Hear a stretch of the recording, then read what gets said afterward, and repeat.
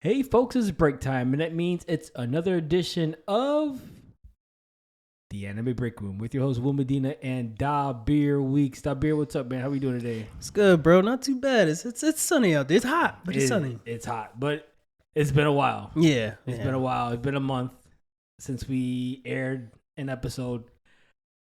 It was just a lot of things that didn't go our way for the past month. So we were just trying to, personal things or, just life and in general. So, but we're back. We're back. We're doing this, doing another episode of the Anime Break Room. We had a lot of people asking, "Yo, what's going on with you guys? What's up? What's up?" And I was just like, "Okay, yeah, we gotta get back to it." But no, we just always appreciate everybody who is always tuning in, who's always interested in listening to our podcast. We definitely it's much appreciated. For us, for me and Dabir, we definitely enjoy that you guys are enjoying the podcast. Yeah. So keep listening, keep supporting us. We definitely have much love for everybody who does. And with us today is one person who is a big supporter of the Anime Break Room, and always a pleasure to have on. Joe Cool. Joesen, what's up, brother? How we doing? Doing good. You should trademark that. Yeah. You should trademark that. I think it's already trademarked, but I'm still using Yeah, it. yeah, no. What's up, man? What to do? Not much. Definitely missed you guys. Oh, Yeah, missed you too. Yeah. No more hiatuses. No more Or hiatus. whatever, Hiatus. however you say it. Yo, yeah. No, we'll definitely try to keep it going now. But a lot to talk about. Oh, yeah. Because Yeah. we, the winter season. No, actually, no. We talked about the spring season. This is the spring season, right? Yeah. Yeah. The winter season finished. We did talk about Soul Leveling, which is cool. Yeah. We didn't get to talk about Mashle. Are you caught up with Mashle, Joe? Are you watching Mashle? Yeah, I think I finished it up. You season 2? You current? Yeah. Okay. Yeah. That was good. I enjoyed the anime. I'm reading the manga. I'm on the final war in the manga. Ooh. Yeah. Okay. So it's the next arc. I always tell Dabir this. The next arc gonna be crazy. Yeah, he's been saying it a few times. Dude, the similarities between that and Harry Mashle Potter. and Harry Potter are too crazy. Yeah. Come on. Yeah. The dude is... I actually started watching here. I watched the first 2 movies. And so as I'm watching it, because my girl and her son, Deej, they're a huge Harry Potter fans.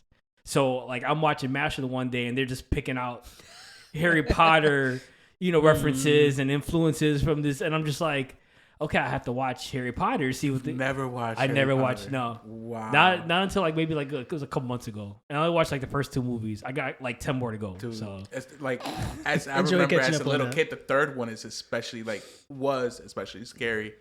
Yeah. okay. I don't know what movie you're on, but Just the second one. I just finished the second one. yeah, I think I was probably I want to say close to 8 years old or probably less when Okay. the third movie came out. It was crazy. Yeah? It was scary at the Yeah? time. Really? Yeah. Okay. Gets dark. Yeah, Yeah. it does it? Yeah. Okay. Yeah, I'll probably end up watching. I gotta finish it because the second movie was pretty cool. The first movie kind of dragged a little bit, but I always say any origin story or any it always has a slow build up and then you have to watch the next one. But yeah, no, Mashle has a lot of Harry Potter influences. Definitely. So, but I like it. Like I said, I'm kind of far into the manga. I kind of stopped reading it because I am reading Undead Unluck. Bro, nuts. Yeah. It's Were you currently there? yes. Oh. Nuts. Yeah. Nuts. Yeah, It's I'm bananas. still. There was too many animes at the time, and I'm still stuck at the yeah. yacht. Yeah. I'm Oh, still stuck there. when they first encounter Rip and everybody. Yeah. Oh, Okay. okay. Yeah, with the black auction. Yeah. Yeah. The season 1 was great. It was a great introduction. They had great characters. It was a great build. The next season is gonna be crazy. It's gonna be even better. Yeah, Ooh, season 2 is gonna be even better. And then season 3, I'm ready. He already on season. I'm ready. I already know where season 3 is gonna be, and it's gonna be dude, I can't wait. I really can't wait. Yeah, I don't want to say too much. I don't want to spoil. But it's It's such a good story. Good. It really is. And Dabir, we talked about it with Lito on our messenger chat, on our Facebook chat. Under Look is a good anime. It just wasn't publicized or just wasn't promoted as well as all these other animes. Yeah. And so not a lot of people are talking about it. Like, I feel like they should, because Hulu, Disney, they do a terrible job. And I was about to say, it's on Hulu too, so it's like a lot of people are hearing about Netflix stuff or Crunchyroll stuff. So that's what I feel like their go-to is when it comes to watching new animes. Right. And I feel like nowadays, especially for the people that are new to anime, they make certain animes like trendy. Yeah. So if it's not hardcore or trendy like some, it just it's never gonna pick up. Right. That's why I said, like, it's just it is a good story. I like it. I think if a lot of people like try to tune in and understand what the story is, I think a lot of people will like it. Because when I first read the synopsis, I just thought it was just a typical love story. But when it flips on you, and you haven't got to that part yet, So when it flips on you and it shows you different elements of the story, like, it's like, to me, it was mind blowing. I was like, this is gonna be crazy, and then it just keeps going on, and it keeps adding more twists too. Like, they give you one twist, and like, okay, you trying to wrap your mind around that first one that was just like, where'd that come from? Yeah. And then they give you more, like, okay. It definitely keeps you on your toes. Yeah. And you're the type of person, Joe, that you want to be like, okay, like, you have so many questions, you like to find the answers. That Under Luck is gonna give you a lot of questions. Okay. Yeah. So you're gonna be detective, being Detective Joe, Investigator Joe. But it definitely is.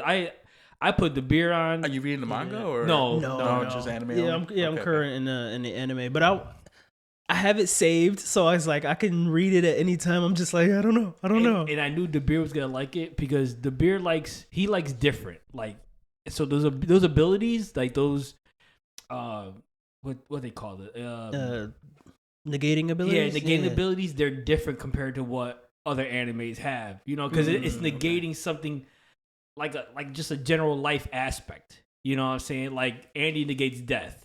Or Fuku negates luck. You know what I'm saying? So it's just stuff like that, and then how they twist it and they use it into like their strengths. It's just, to me, when I was reading it, I was like, damn, the beer's gonna like this. Like, you know me, yeah. I like how unique it is. So it's just like you said, like, negating luck. It's like negating luck. How do you use that as ability? And then they show you how they would. It's just like, oh, I would have never thought of that. I like that. It's very unique on how they use all their abilities. Mm-hmm. So, what are the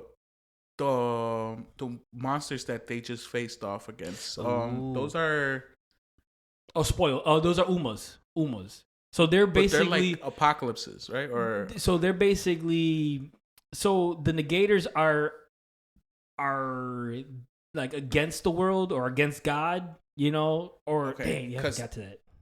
No, it's fine. So you're good, because I was like, the book that is talking to them, Apocalypse, right? And then, what ability does he have? He's a Uma, but he adds on to penalty. Like, he adds penalties. Like, he gives him quest.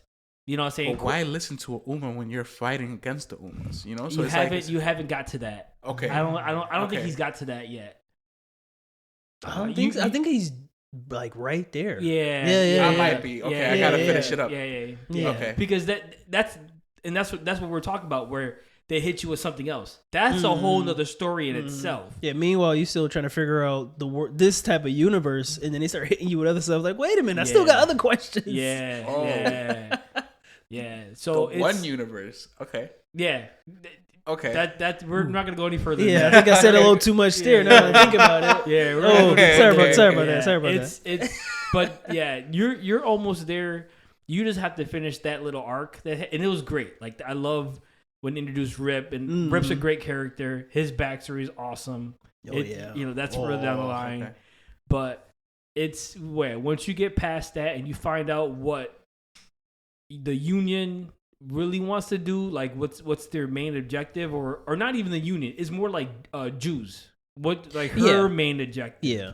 Okay. Yeah, the leader of the union. You'll see. It's good. Like it just it's curveballs. Yeah, all of it is playing back in front of my eyes right now. I'm like, ooh, great plot twist. Great plot twist. Okay. Yeah. So this is an anime that could like definitely in the future be very big. Yes. And it has multiple seasons, which is a plus because people like longevity. I feel like it could be, and I feel like if it was especially if it was on a platform like Crunchyroll, I think a lot of people would be on it. I think so. Yeah. I or forget, even Netflix. Yeah. Because like I said, Disney and Hulu, they're terrible when it comes to promoting. I know people that only have Disney for like they'll buy it for a month just to watch like the movies that came out in the last 6 months. Right. And then they don't.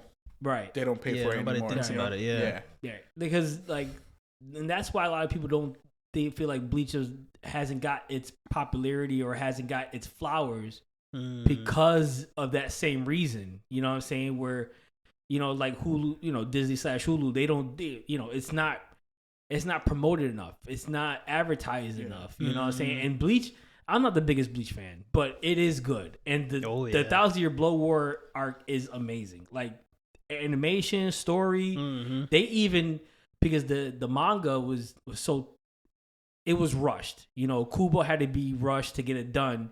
So he's totally changing the script for the anime, and it's 100 times bringing better. it how he wanted the viewer to see it. I love it. Yes, it's in his vision. It's more. The anime is more in his vision than the manga is. Okay. Yeah. So it's legit. So, do we know who has production rights over Hunter x Hunter yet? Or no, I don't.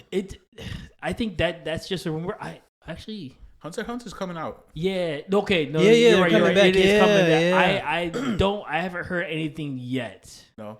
I hope it's Sony. I hope it's Sony. Yeah. I hope it's not Disney. I hope it's not Disney. I really do hope it's Sony because it is still on Crunchyroll. I don't even think I've seen Hunter x Hunter on Hulu. Honestly, it's on Netflix and it's on Crunchyroll. So I wouldn't even mind Netflix picking it up. Right. But I think I think Sony's gonna have the rights to that. Okay. Yeah, which I kind of hope, because when that comes out, bro, all the fans are gonna crawl out like, I've been waiting. Yeah. Especially when they do the Crollo Hisoka fight. They're saying that's gonna be nuts. Dabir saw panels. I saw. Yeah, I don't know what I was. Yeah, I was just you just be scrolling.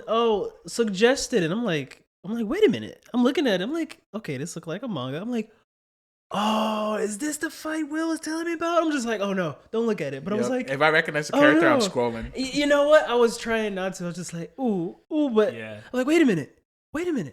Does that happen after? I was just like, oh, no, I can't forget it. Now I can't forget the little bits that I've seen, but I want to see what led up to it, the actual fight. But I've seen some stuff like after it that I probably shouldn't have saw. Yeah, you know where they fight at, right? The Heavenly Arena. Oh, do they? Yeah. Crollo and Hisoka. Okay. They fight I did not know that. Yeah. I already said, somebody said it's gonna break the internet. I believe it's gonna break the internet. It's so good. Like I'm trying to read the manga, but then I'm reading some of the other things, and I just like I have to focus on one thing. Like why can't? And there's so many things I want to read, but it's like, but Hunter x Hunter is one that I definitely want to read. Like because they go back and to go back to what you and Ethan were talking about the other time when you guys are on for the hot takes. And I know Ito has a lot of questions on Hunter x Hunter with Kurapika and when Gon and all that. The manga goes back to all that. Good.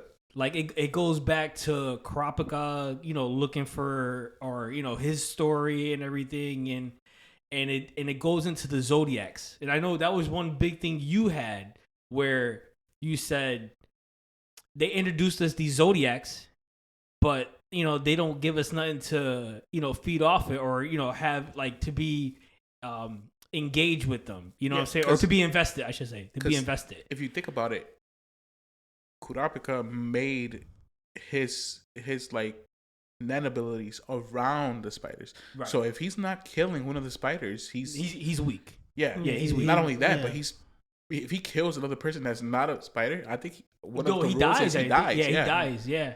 So it's like there always has to be that group for him to be valid, unless they nerf him some type of way. Turn into a hermit after. I haven't got that far yet, but I know that he comes back into the manga, and they explain more, and they go more into the zodiacs too. But you know what I'm saying? We also know that penalties given by nature can be undone. Right. Hence, gone. Right. Oh, because he was supposed to die. Yeah, he was already at the door. Yeah. And then Kaluuya brought him back with his sister. So it's like, right. Yo, why he look like burnt toast? Yo, that look crazy. Yo, he looked bad, bro. Oh yeah, he's. So bad. That was crazy. We only got to see his hand though. Right. Yeah, and it looks crazy. It looked. Oh no, they didn't show a silhouette of his face. Or not like, in the anime.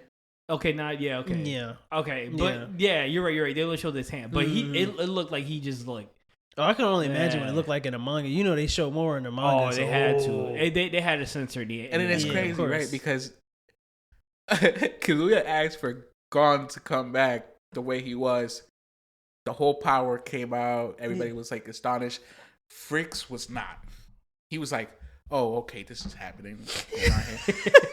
And I'm like, his own dad is not even surprised of you know. Right, so right. there's a lot of questions. Right. But then you also have the thought behind like, okay, this was supposed to like immortalize Gon, but now it's undone. So it's like, where does he go from here, kind of thing? not only that, but it could be done to everybody. It's it's a hard reset on every like. Right. Oh yeah. You know, like it could potentially be done to a lot of the characters, and you know. Yeah. So it goes back to Kurapika, where you know that whole. It's like plot armor plus Ultra. You know? Right. So that whole thing with Kurapika could be undone. Yeah. You know. So we'll see. I haven't got that far into the manga to see where they're going from there, but I just want to see the what is it called? The Dark Zone or the Dark Continent. Dark Continent. Yeah.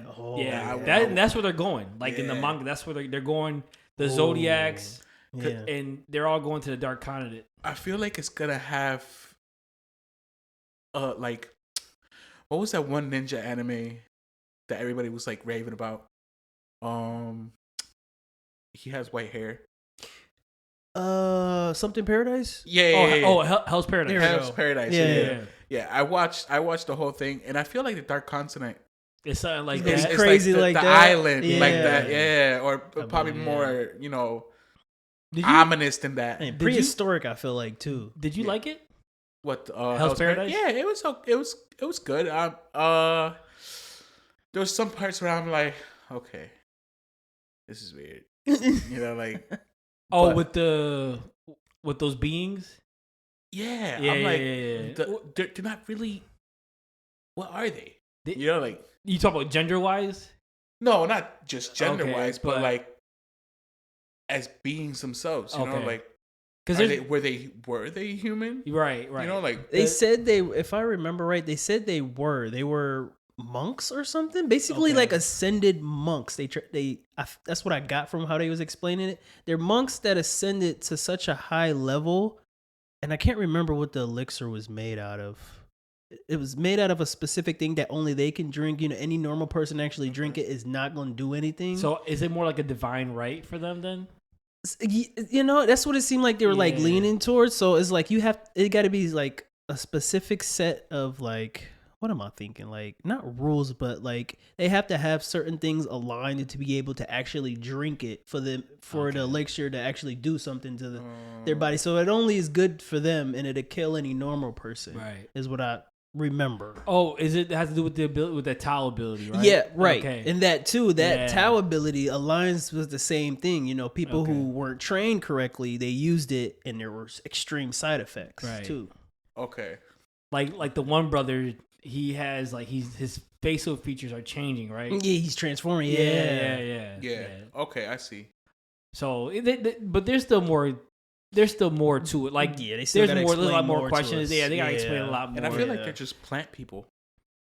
That too, like they're really close to like type of Earth beings, some type of Earth beings. That kind of threw me for a twist, and I'm like, okay, I'm trying to understand these like beings for just them. You know, one was a flower, then the other one like shriveled up and became kind of like withered. Right. That's what I see. Where you going with they're plant like whatever they turned into, they became. So were they originally, or do they take the elixirs and lose that type of humanity and become monsters? Yeah, like I said, Oni. There's still a lot of questions to that. Yeah, you know, that could be a thing. That could be a thing where, like you said, they were human once, and then they drank the elixir, and then they lost all types of humanity. You know what I'm saying? That's what it seems like. Because like, how do you switch genders like in a flash? Right. Not only does that boost like some type of power, like you turn into a male, it boosts your physical. You turn into a female, and it boosts like your Tao. Right. You know, so or like whatever it is. Right. Genders stop being not a thing, but how you would see them normally. It's just like okay. But even one of the god beings were like, yo, I like being a male because it gives me more of a physical edge. I remember hearing that. Yeah. So there's definitely a difference for them. You know what I'm saying? Which is interesting. Using it like weapons. Yeah. So I don't know. I'm interested. The ending was a crazy cliffhanger. Yeah, it was. That was a crazy cliffhanger. And again, side effects of Tao. Right. You know what I'm saying? Where Gabimaru was just like,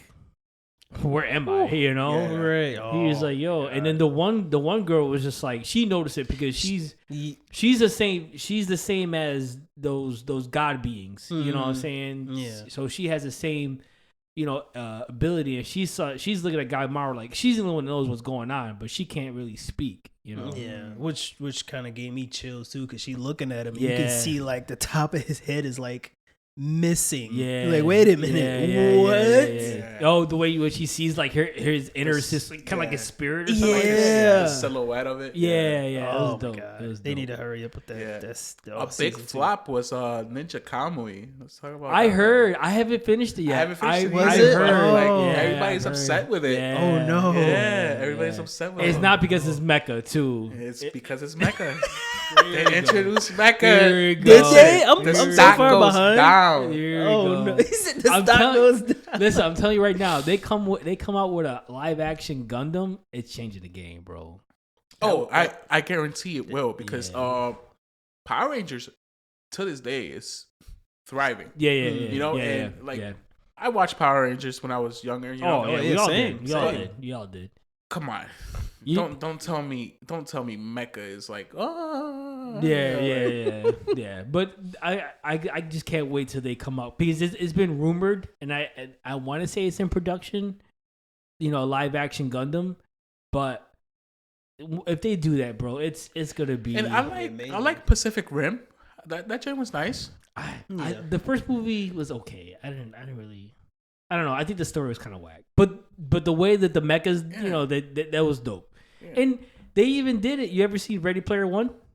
Yeah, Ready Player One. Yeah, see, right there. When I saw that, and Ito sent me. He sent me that clip. He goes, "Bro, look at this."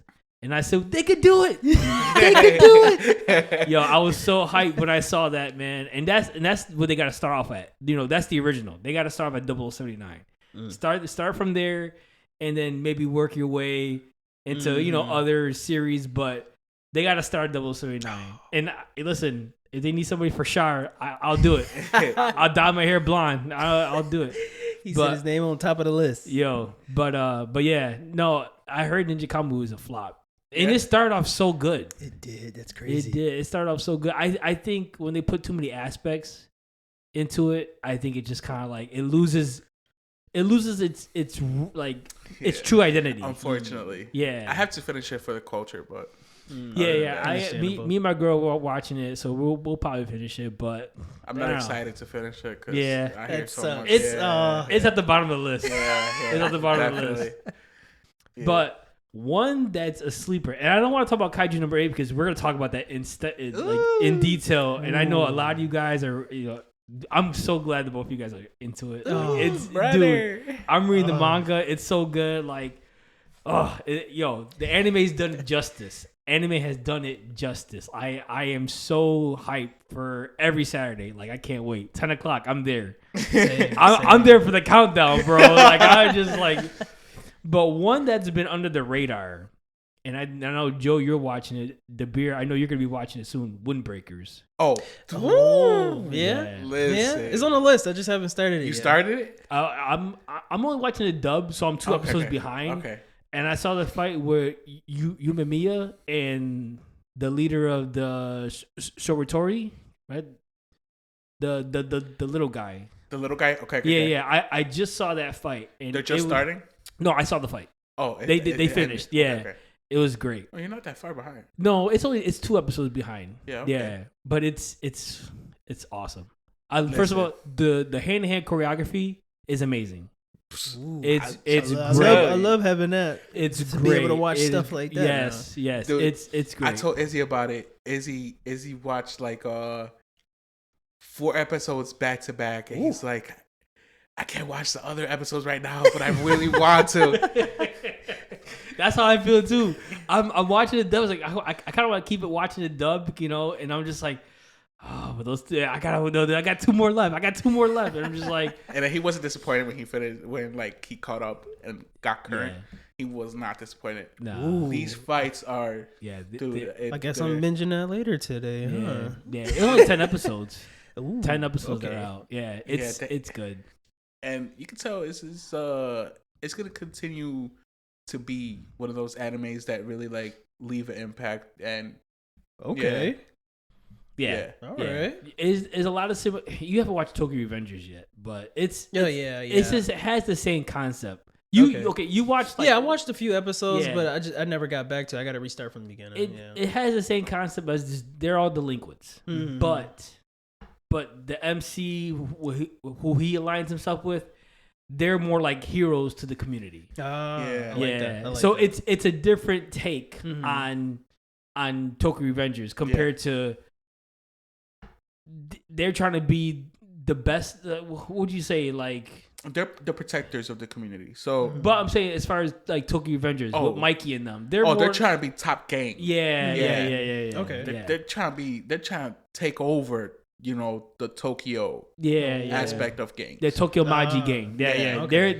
They want to be top dogs compared to these guys, where they want to protect the community. Right. Okay. Right. They want to Tokyo Revengers. I feel like they want to be top dogs just so they become like for recognition, free recognition. Like, and it's crazy because there's a lot of animes that put the word become, or like the phrase become free. And in order to become free, you have to do this. Right. This is their aspect of becoming free. Ooh. Owning Tokyo as a game. Yeah. Okay. That's Tokyo Revengers. But,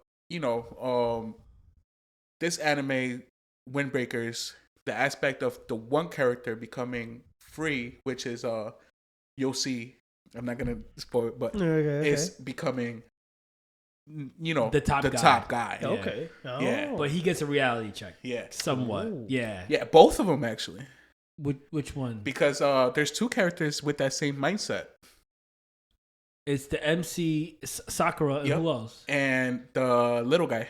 Oh, yeah. No, okay, yeah, you're right. The last episode. Yeah. The last episode that I saw. Yeah. Yep. He found his reasoning. Oh yeah. Ooh, Okay. I like when characters find like their resolve, the reason why. I'm telling you, Dabir, you love this. I just got chills just thinking about it. I didn't even watch it yet. In that episode too, like the visuals they use with his second in command, who was he was kind of putting the pieces together. Yeah. I don't want to give too much, but it got me chills. Like I was like, "Ooh, this was deep. It was deep." And that's what it's saying. Like this one has a deep concept to it. You know what I'm saying? Okay. Yeah. So I definitely like it. It's definitely under the radar. And there's a lot of source material with it too, because we've only seen one of the 5 fingers. So so there's like basically 5 sovereign entities within that group. Yeah. Buffering or buffering. Buffering, yeah. Mm-hmm. And we've only seen one.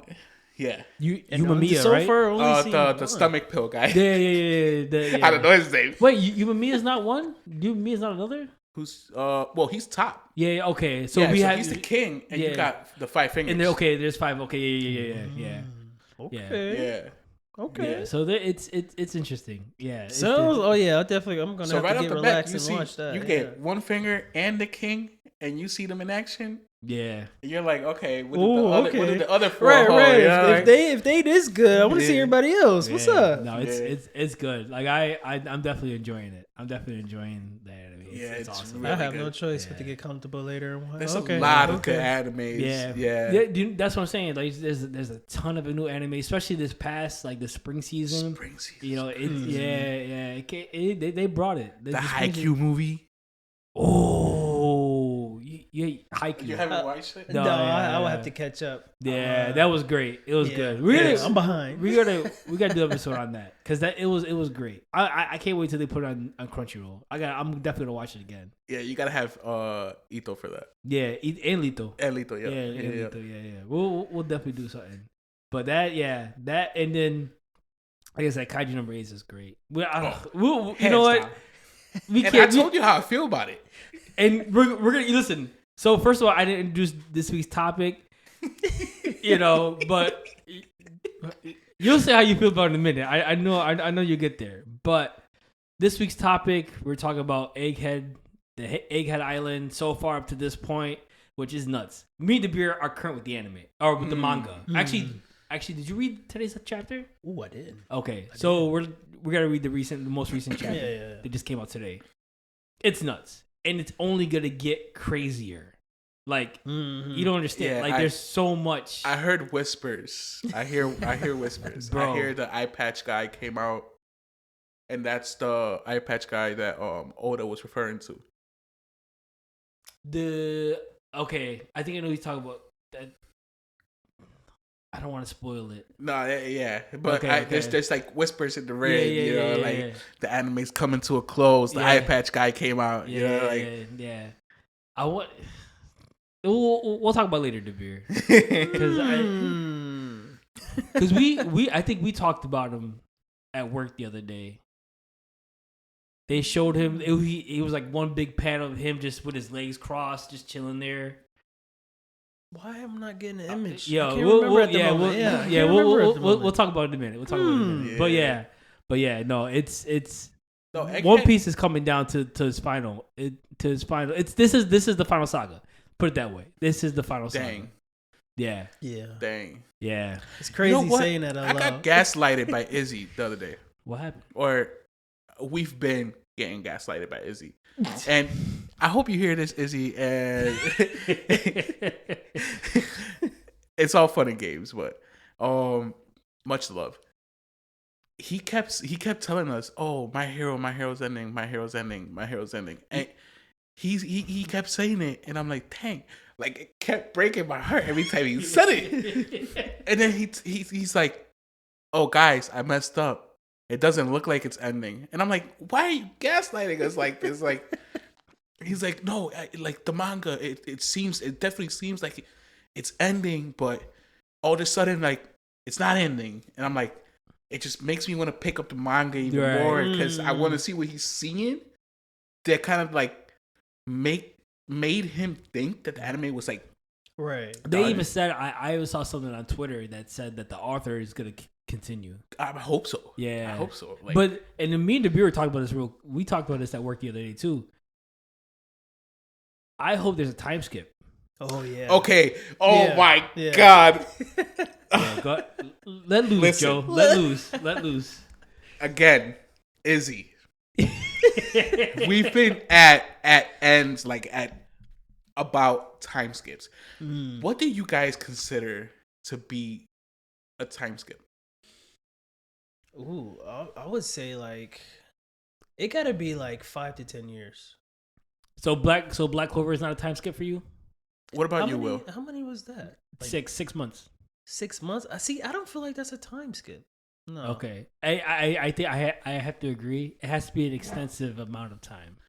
I say any type of time where the character progresses progresses dramatically, is ample time to be considered a time skip. So you're taking the Black Clover as a time skip. Yeah. Okay. And look at Ichigo. 3 days in the underground. No. Come on. No, because you've seen it. Okay. Most of the time you see it too. No, not a lot of time skips. Look at. Did you see the 2 year 3 day time skip? As far as like One Piece. They Eclipse. Okay. They show clips with Rayleigh and Luffy at times, and then but throughout the story, but it's not extensive though. It's not an extensive like. Oh, of course, they're not gonna give it all to you because they're holding that information for throughout the story. So perfect. Okay, how about DBZ? As far as like so the Saiyan Saga, the hyperbolic time chamber, right there, one day becomes a year. That's. No, I can't. I can't. I can't because the whole Dragon Ball is a time skip. Okay, no, yeah, I'll agree with you with that. Because the Saiyan Saga they had to wait for a year. The when they traveled to Frieza, how long was that? Was that like almost a year when they traveled to Namek? Okay, that was months. It was a couple months. I'm pretty sure, if not more. Okay, yeah, that I'll give you, but I don't know that when you say Ichigo and that 3 days, that's not a time skip. In my opinion, it's character development, it's progression, but I don't think it's time skip. To me, I don't know. Time's going by. You see, this is where me and Izzy have butt heads. I never even really when thought the about character it. progresses drastically. Okay. Within a period of time, even a bunch of characters, they progress dramatically, right? No matter what time has went by, is a time skip. Ooh, that's a lazy time skip. Look at Kafka had one. Yeah, but there was months. It was months between that. We just talked about it. Like 2 months. Yeah, and they didn't show anything, what I'm saying? But he progressed. He progressed. He learned how to control his kaiju transformation and all that. Now we need these authors to give us a definition of time skip. Now you really got me thinking about what is a time skip? Yeah. Wow. And there's characters with the ability time skip. So what do you do then? That's what I'm saying? That's I just ability. had to throw that one in there. That's ability. Let's not get carried away. Throw it in there. But no. So the next time you design, we're gonna do that time skip. Time skip. Yeah. But you're right, Dabir. It would be nice to give us a definition of a time skip. Yeah. Of a legit time skip. Attack on Titan had time skips. Tokyo Revengers had time skip. Again, Black Clover had time skips. Gundam. Oh yeah. Notorious for having bad time skips. He just wanted to throw that in my face. He did. He wanted to throw that in my face. He's like, let me. Yeah. I can whip this out now. He put it Gundam.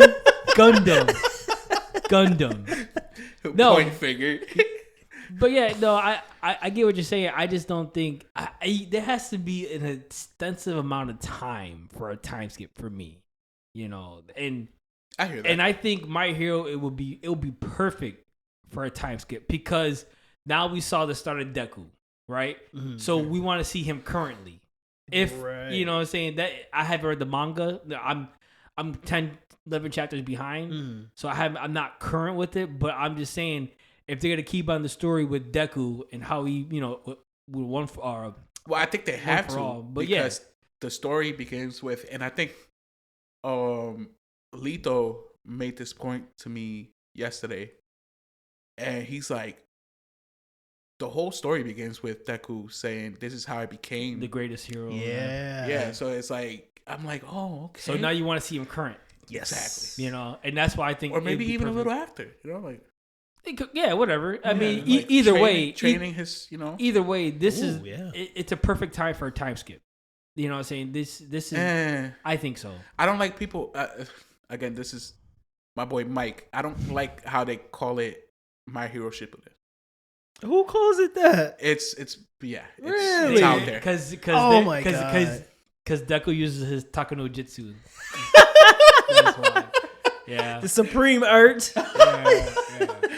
My God. You know, it's funny, and I gotta get Deej back on here. He sent me something about that, and Naruto could have been so much better if the villains were really villains. If what? If villains were really villains. Oh, I never thought about that. Yeah. Because everybody had Takano Jutsu, or Naruto did use Takano Jutsu on everybody except for one guy, and that's Madara. Oh yeah, it wasn't working on him. Yeah, no, he ain't give a damn. Okay. Because Obito changed, Zabuza kind of changed towards the end. Yeah. Towards the end, Pain Nagato he changed. You know what I'm saying? I feel like that's what the author kind of wants to portray. Kishimoto. Yeah, wanted to show that they were good people at first before this all. Even though they have hate and this villainous cancer in their heart, right? The human side of them is still there. And that could still be brought out. But they're just in a bad place, basically. Yeah, basically. That's all it is. Mm-hmm. But it literally is perspective. You know, my hero could be your villain versus your villain could be. Oh yeah, absolutely. Right. Yeah, it's perspective. But he was a huge One Piece. Oh, he was a huge Naruto fan. Then I introduced him to One Piece, and he loves it. He loves One Piece. He's like, well, I want this is what I want. I'm gonna be a straw hat. I was like, all right, cool. I hear that. No, but no. It's interesting. Like I said, I'm reading the manga. And I'm watching the anime for My Hero, and I can see it. I can see why people call it, or why people are going that route with it, and it is true. You know what I'm saying? Deku's definitely trying to get Shigaraki to, hey, I'm here to help you, and blah, blah, blah. But I think the story calls for it. Because, again, the same thing with Naruto. Shigaraki wanted to be a hero. You know what I'm saying? He found that his grandma was a hero herself. And his dad was just real. No, he was a jerk. Yeah, you know what I'm saying. Like he really, you know what I'm saying. He really wanted to beat it out of his son, basically. You know what I'm saying, and abused him. And he pushed him to that point, to where his court got out of hand, Shigaraki, and he just obliterated, the whole family. And crazy. And I tell you right now, he's awesome. I wasn't a fan at first. The current episode, he kind of touched base on the events of what's happening to his body, which had my mind going left and right. Yeah, because why is he bringing it up now? Right. So you talk about when as he's converted for All for One, right? No, what is that hands? That's he was describing this ability as something else other than a quirk. That's why they couldn't stop it from being activated, which blew my mind because is this evolving past quirks? Like what is he talking about right now? Because I don't know. Okay. I think it's called the singularity. Yeah, okay. And he touches base on that. Is it like what are the? I think he said it verbatim too. All for One talks about the singularity factors, right? Yeah, that's what it is. Okay. Yeah, and I think he states it. This is part of the singularity. Okay. See now I need to rewatch it now. Okay. Yeah, I got it. Really remember. See, that's the little things that I kind of forget in the manga that I watch the anime and it helps and I just remember. So. And I'm pretty sure he said something. I'm like, okay, this is. So now quirks aren't quirks, so it's right? Because it's like, what's going on? Yeah, but then you're changing it up, you know what I'm saying? Yeah. And I don't. Yeah, make it make sense if you're gonna change it. Yeah. But then again, and this has been well documented. The author is really sick. You know what I'm saying? So he's trying to. My Hero? Yeah. Seriously? Yeah, he was. That's what Ito was telling me. Yeah, that he's been sick, and that's why some of the chapters in the manga are 13. So there's one chapter was 9 pages. Yeah. Wow. Okay. So and usually a chapter is probably maybe 15 to 20 pages. Oh, you know what I'm saying? A big difference, yeah. So I think he's been going through a lot of illnesses, but But I mean, sucks. But at the same time, I get it. You kind of want something to make sense, and I think eventually he'll come around, and he'll have it make sense. You know what I'm saying? Okay. But I look forward to that. But no, I like Shigaraki. Yeah, I like Shigaraki. Yeah, I didn't at first. I wasn't a fan, and then like he took out Overhaul. Like he took Overhaul's hands. Yeah, that was crazy. Yeah, that was crazy. No hesitation. Yeah. No, he goes you're fond of these hands, and he just took them. I was like, oh, okay, he's like that. Mm-hmm. Yeah. So and then like where I read in the manga, like his decay, like just ridiculous. Like it's nuts. Really? Yeah. Like he's like his. So, and I know we're going kind of off subject, but so his goal is way different than All For One's or All For One. Right? All For One, yeah. Yeah, All For One's goal. All For One wants to control society that he wants a society he can control. Yeah. Shigaraki wants to destroy everything. Because he's so upset with his past and everything that he don't give a damn. He wants everything to be just total chaos and just destroy everything. Villain. Yes. So you'll see when they're fighting what he does to try to really like break everybody. Like just it's crazy. Just take everybody with him. Oh man, I can't say too much, but it's like I'm reading it. I'm just like, yo, this dude don't give a damn. Like, he really don't. I did like how they added a little bit in the beginning of the one episode where he was about to touch the ground to just destroy just everyone and everything around him. And then a little, he kind of stopped and was like, Dabi, take care of him. I like how don't tell me what to do, boss. I was laughing a little bit. I like that little part. Yeah. And then he was talking to himself like, don't stop me again, me. And I was like, yeah, so he really fighting with himself right now. I was just like, okay, there's a lot of inner conflict with Shigaraki. There's a lot of back and forth. So he not just fighting with All For One in his head. He fighting with himself, himself too. So it's like he's fighting two other people besides his mindset of destroying everything right now. So he's at war in all realms. Pretty much, in the physical realm and in his head, he's just at war. Yeah, that's the depiction of total chaos. Yeah, I agree with that. It's nuts. Yeah, I can't wait. I'm telling you, you just got into the war. There's so much. It's so good. What's that? He's goated. I didn't think I was gonna like him at all. Aizawa? No, the student. Oh, from Class B.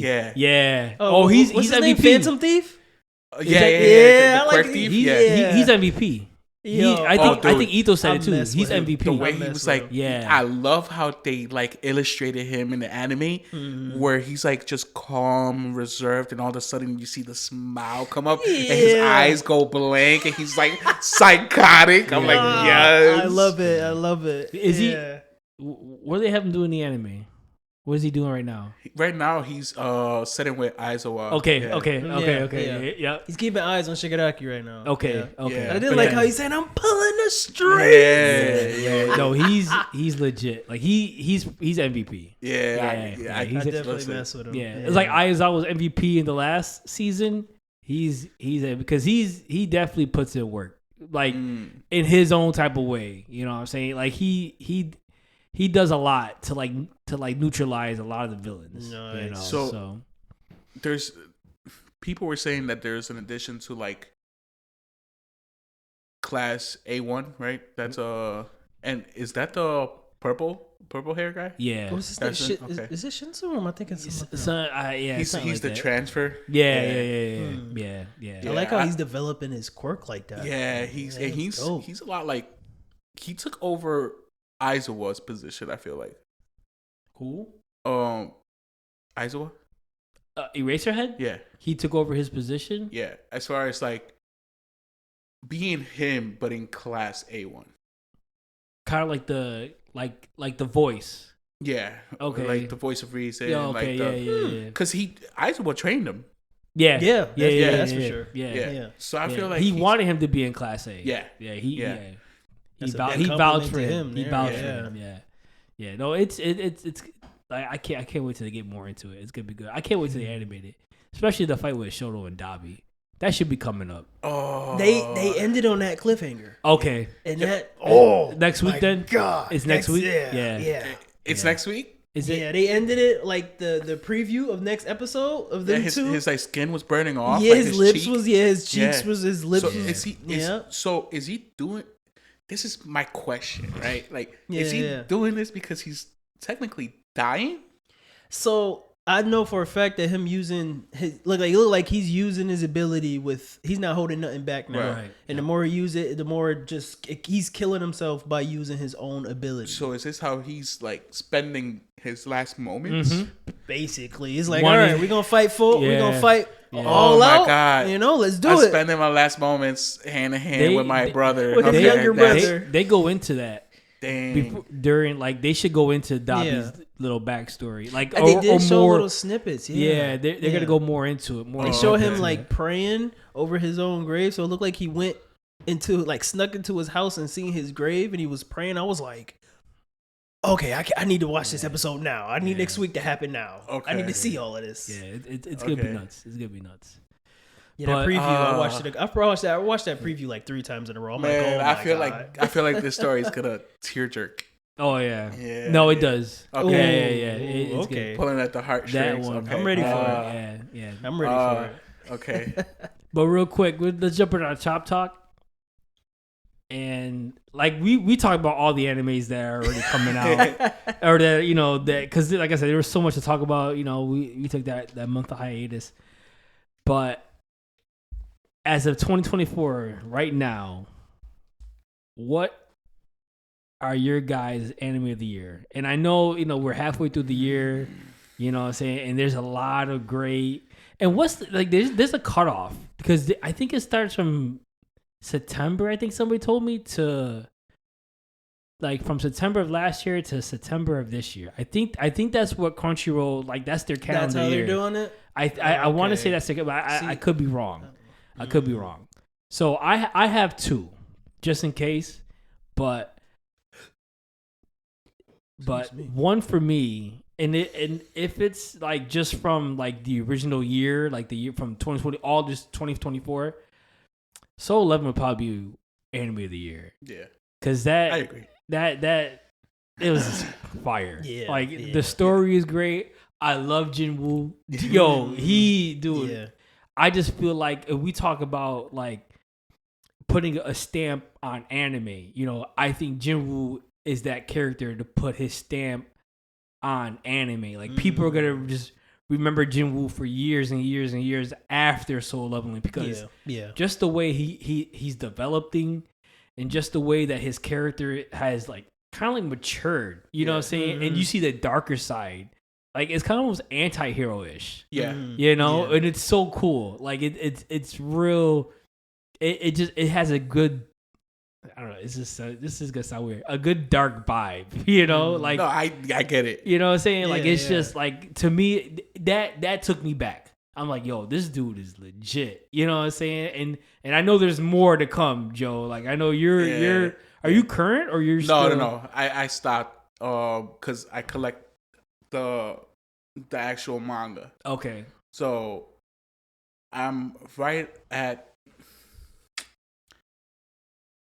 volume 4. Okay. I haven't I'll go and grab the manga when I'm out in Barnes and Noble. Yeah, stuff like that. But yeah. just again, I know it doesn't really happen like this, but to support. No, but no, but at the end of the day, you are supporting. You're supporting. I mean, absolutely. One person, I feel like no, but you're one of many because I know a lot of people who are reading the manga and they're excited just make excited for the anime. So it definitely is if it was just from January to December of 2024, Soul Level would be my favorite.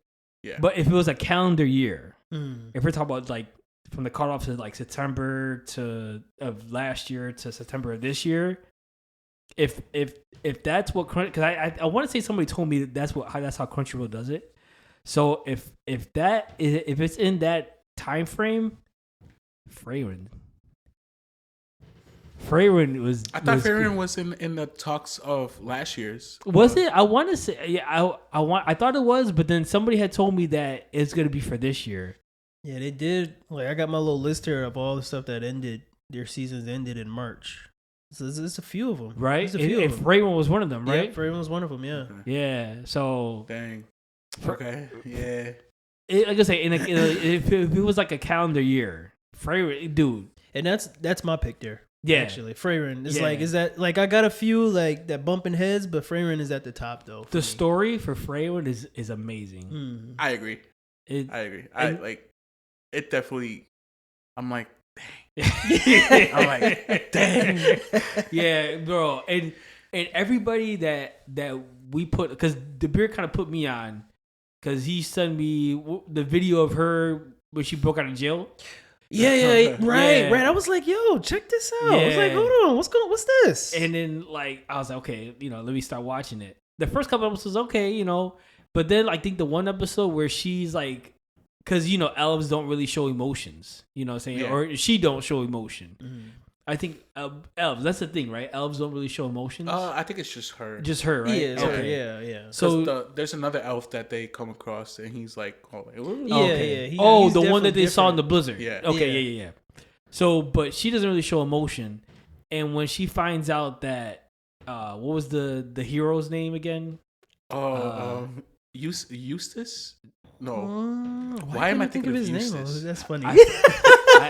Yeah, but when he passes away and you see her crying, I was like, whoa. Like, yeah, she's even looking around like, wait a minute, what am I doing right now? Right, she don't even realize she's crying. Right. Yeah. And it definitely hits her. Yeah. Why is there water coming out of my eye? Right. Yeah. Is it raining? Yeah. Oh, man. There's something in my eye. It's a raining moment. But that, I was like, when I saw that, and then, like, on top of that, I love Stark.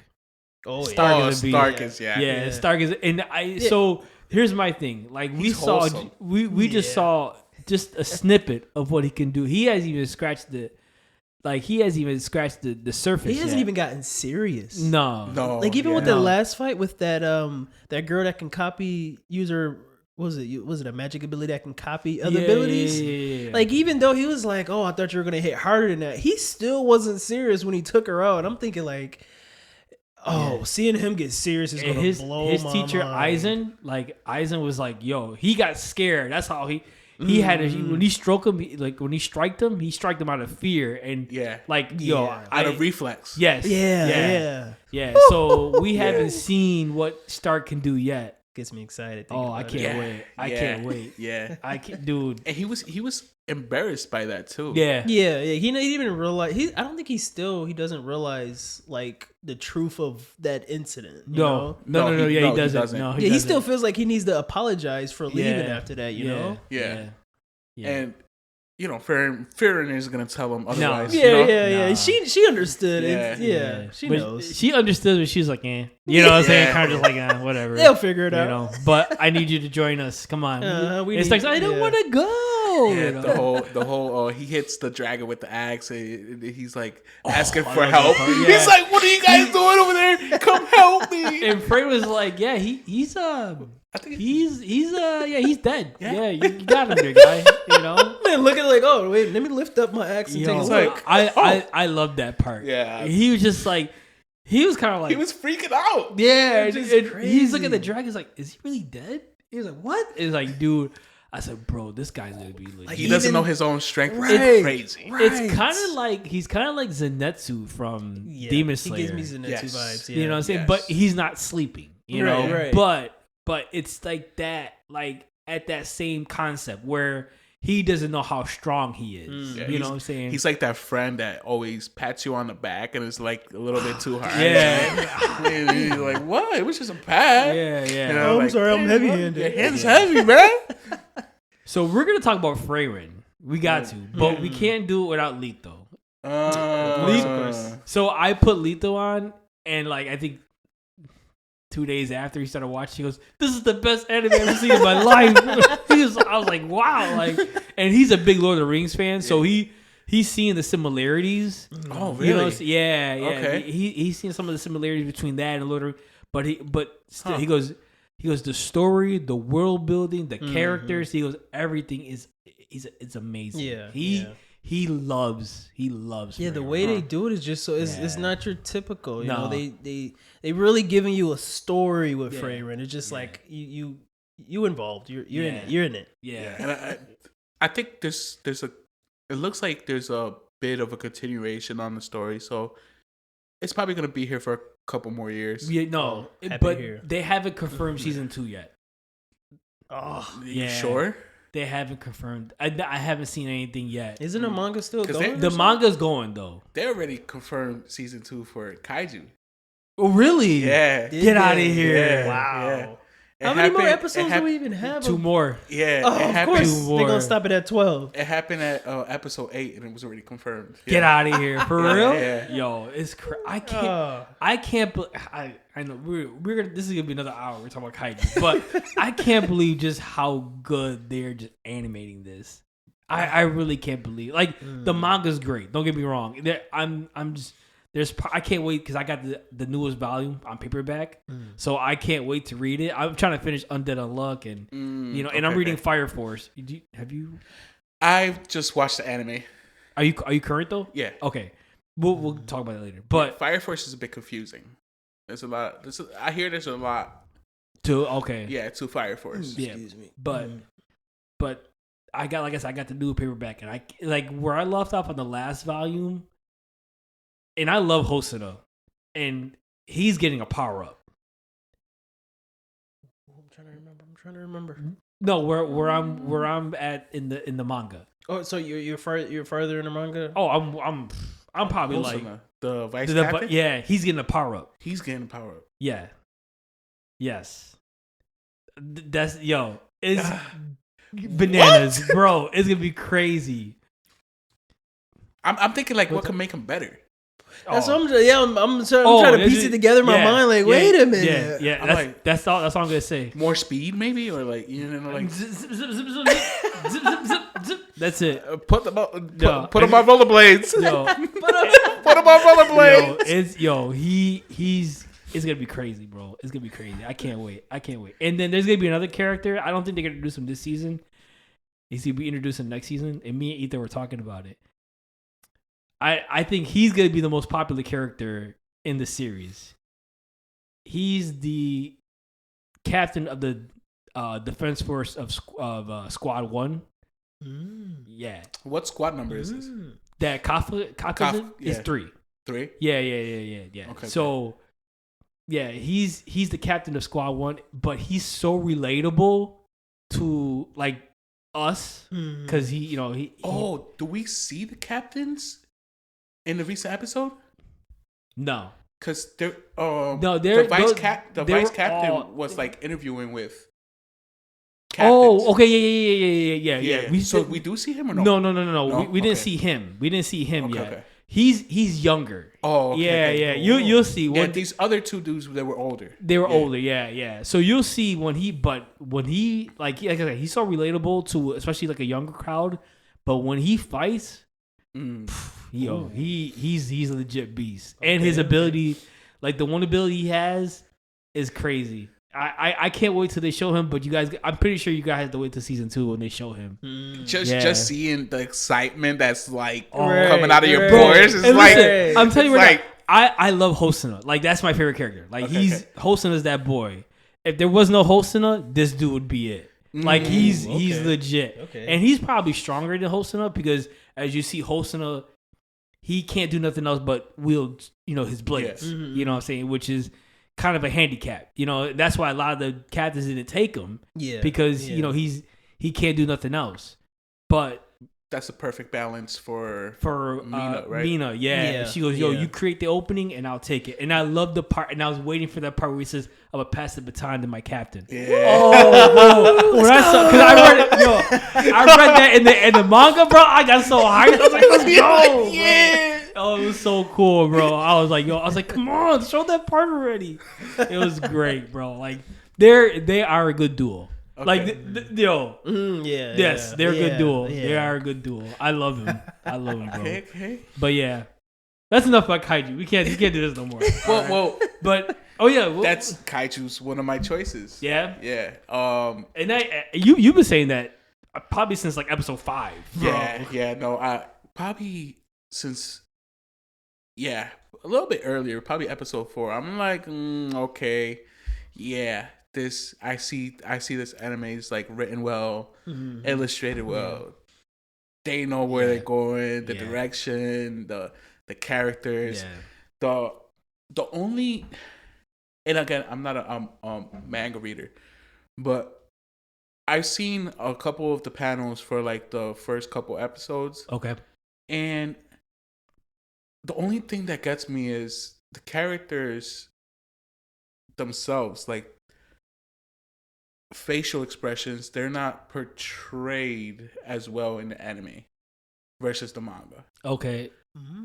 What do you like? Okay, for example, as like detailed. I saw a panel of Kafka, and he seemed very like serious. Okay.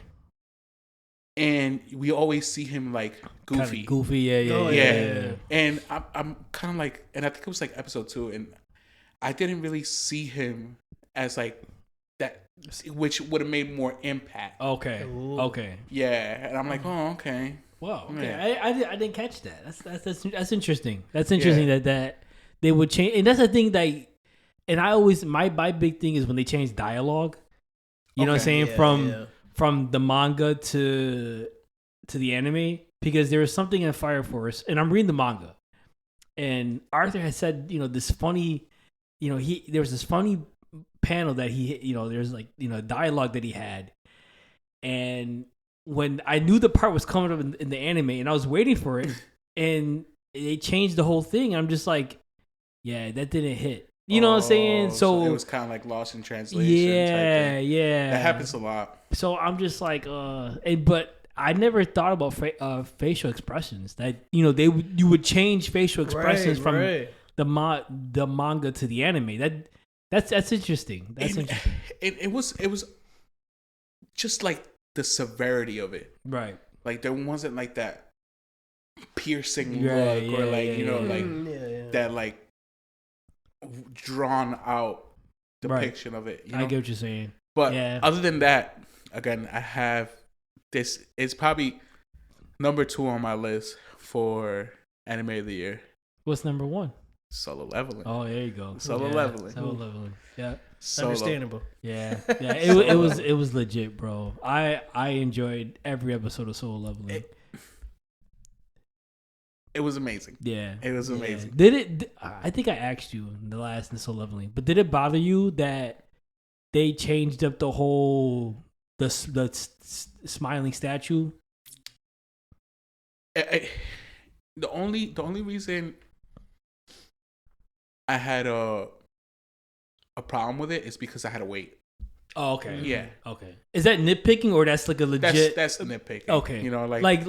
Like the because I would say the facial expressions for kaiju, that's nitpicking too, right? Yeah. Okay. Yeah. And it would have had. I feel like this is me nitpicking. This is my opinion. It would have had a bigger impact if the smiling statue was like the first episode. Right. Yeah. Left it like a cliffhanger, maybe. Because a lot of people like you coming in to like new to anime, right? You're like, okay, what am I watching and what am I not? Mm-hmm. You're not really gonna waste your time. Right, so if the first episode draws you in, oh yeah, this anime, boom, bookmark. Yeah. Right. You know what I'm saying? And that didn't have the like the wow factor or like the impact of like, okay, I'm gonna bookmark this. No, it was more like, okay, when I see it, I see it. Yeah. Right. You know? Like, whenever the next. Yeah, I feel like that smile because chills. That would have had me like, I need the next episode right now. Yeah. Like I you know what though, that first episode was still good. Yeah, but I get what you say because that is the stamp. Like that is the like, you know, animes have their thing. You know, there's certain scenes, you know, where, I mean, One Piece has a bunch of them. You know, like I said, when Kafka came, probably real iconic, where he came and transported in front of Kikaru. You know what I'm saying? Like, that's like when people saw that, it was like, yo, like, you know, and then he just destroyed that kaiju with his bare hand. You know what I'm saying? That scene, that statue, you know, that's it. You know, that's that iconic. You know, that's that draw you in kind of thing. You know what I'm saying? And for that to didn't be in episode 1, I think, you know, a lot of the community didn't like that. Yeah. You know what I'm saying? So, but those are the veterans, the people that actually read the manga and stuff like that. But even so, I still think the community was real deep. They were really happy with the anime itself. Oh yeah. You know what I'm saying? Yeah. So, come on, like, and I must. This is gonna be a little bit controversial when I say this, because a lot of Shonen Jump animes, they have that character that's very iconic, right? Right. Yes. And they have like a iconic phrase like "believe it," or like you know, like, or kind of like an uplifting kind you of know, thing. Yeah. Or like I'm gonna be the king of pirates, you know, like something iconic to them, right? Where Solo Leveling is not shonen and has that. Arise. Ooh. You know, like, yeah. You know, like people hear Arise and they're like, oh yeah. You know what? I think there was a guy at the gym who had a shirt that said Arise. I kind of was like, yo, I kind of want to point him like, yeah. I pointed at him like, yeah, I see you. Yeah. But I love it. It's funny that you brought it up because we talked about it in the Solo Leveling episode. I love how Alec Lee just trolled the community. Wakey. Yo, erect. I'm like, yo. It was gret. And he did. I think you sent me the other one he did. Yeah. There was another one. I didn't send it to you, did I, Dabir? No. Okay. I'm gonna try to look for it. I'll send it to you on IG. He did another one. It was like a little more extensive. Okay. And he kept like changing his shirt or you know what I'm saying? He had layers on. Yeah, he was being real goofy with it, you know. But and I get it. Like, it's like you said, Joe. It's iconic. Arise. I didn't think some of the community got a little carried away, and he was like, "Okay, you know what, guys, you're gonna play with me. I'm gonna." But play with he you. handled it. He handled it perfectly, and I feel like that like interaction with the community is key too. Yeah, because I feel like obviously not just the reason, but one of the reasons why the live One Piece did so well is because of who depicted Luffy and who depicted Zoro, and people actually knowing these characters as like the actors, and them portraying the characters, you know, to like a good for me a good way. Right. You know, it wasn't perfect, but it definitely fed the community. Right. And going back to that, I watched the live action. I had my doubts, but those guys did well. Yeah. Like, even the guy that played Sanji did perfect. He brought it. Juice. Here you go. No, but he did. He everybody on the Straw Hat, everybody who was casted as a Straw Hat did their job well. You know what I'm saying? And that's all you could really ask for. Yeah. You know what I'm saying? The guy that played Luffy, Inagi, or what's his Inagi, right? I think it's I think so. He did amazing. You know what I'm saying? And McKendu, who did Zoro, did amazing. You know, they absolutely they put the work in. You know what I'm saying? They really did. So it was a big that's a big thing. You know what I'm saying? But yeah, the way Alec Lee handled that was amazing. Like, I loved it. It was funny. It was great. You know what? Funny enough, he's done a lot of roles. Like, he's MASH. He's MASH in an Undead Unluck. He's Shen. Really? Yeah. Nice. That's cool. So he's doing a lot of great roles. Yeah. Nice. But Inaki Godoy. Yeah. Inaki. Yeah. Yeah, he did great. I can't wait for season 2. Did you watch the live action? No, I haven't. But I keep up with the actors and like the interviews that they do. Yeah. Just I did watch one of their interviews. Yeah. It makes you feel like they really take this there's a good vibe. You know? They have a good vibe. Good energy about them. Yeah. You know? It's fun. You can tell they enjoying it. They having fun with it too. Yes, you know? yes. And taking it serious at the same time. Right. But I think this is a good segue to jump into our lunch break topic. Hey. So, you guys, Egghead, Segue. listen. I've already heard from a couple people, and even from the community, Egghead is probably the best arc in One Piece. That's what I've heard. To me, it's definitely up there. I haven't ranked it yet, and we did our top 3 One Piece arcs. I haven't ranked where I want Egghead yet because it has obviously. I feel like it needs to be finished before we put You it have to anywhere. actually get off that island. Right. Which they're trying to do, you know. Currently, yeah. But God. Where would they head after? You know, like Elbaf. Okay. Yeah. So is that confirmed or because it is confirmed? Yeah. Because Will mentioned it. I'm just like, I mean, they can't go anywhere else, really. Yeah. Like they would have to go there. Especially you know? you'll see what's going on. Well, they talk about a lot of Elbaf throughout the series. But it's kind of like condensing in Egghead. Oh, but especially what happens in Egghead, they're going to Elbaf. You know what I'm talking about. They're going to Elbaf. Oh, okay. Yeah. You'll see. But yeah, this arc, and I've been telling a lot of people, this is not your typical One Piece arc. No. The pacing is a lot different.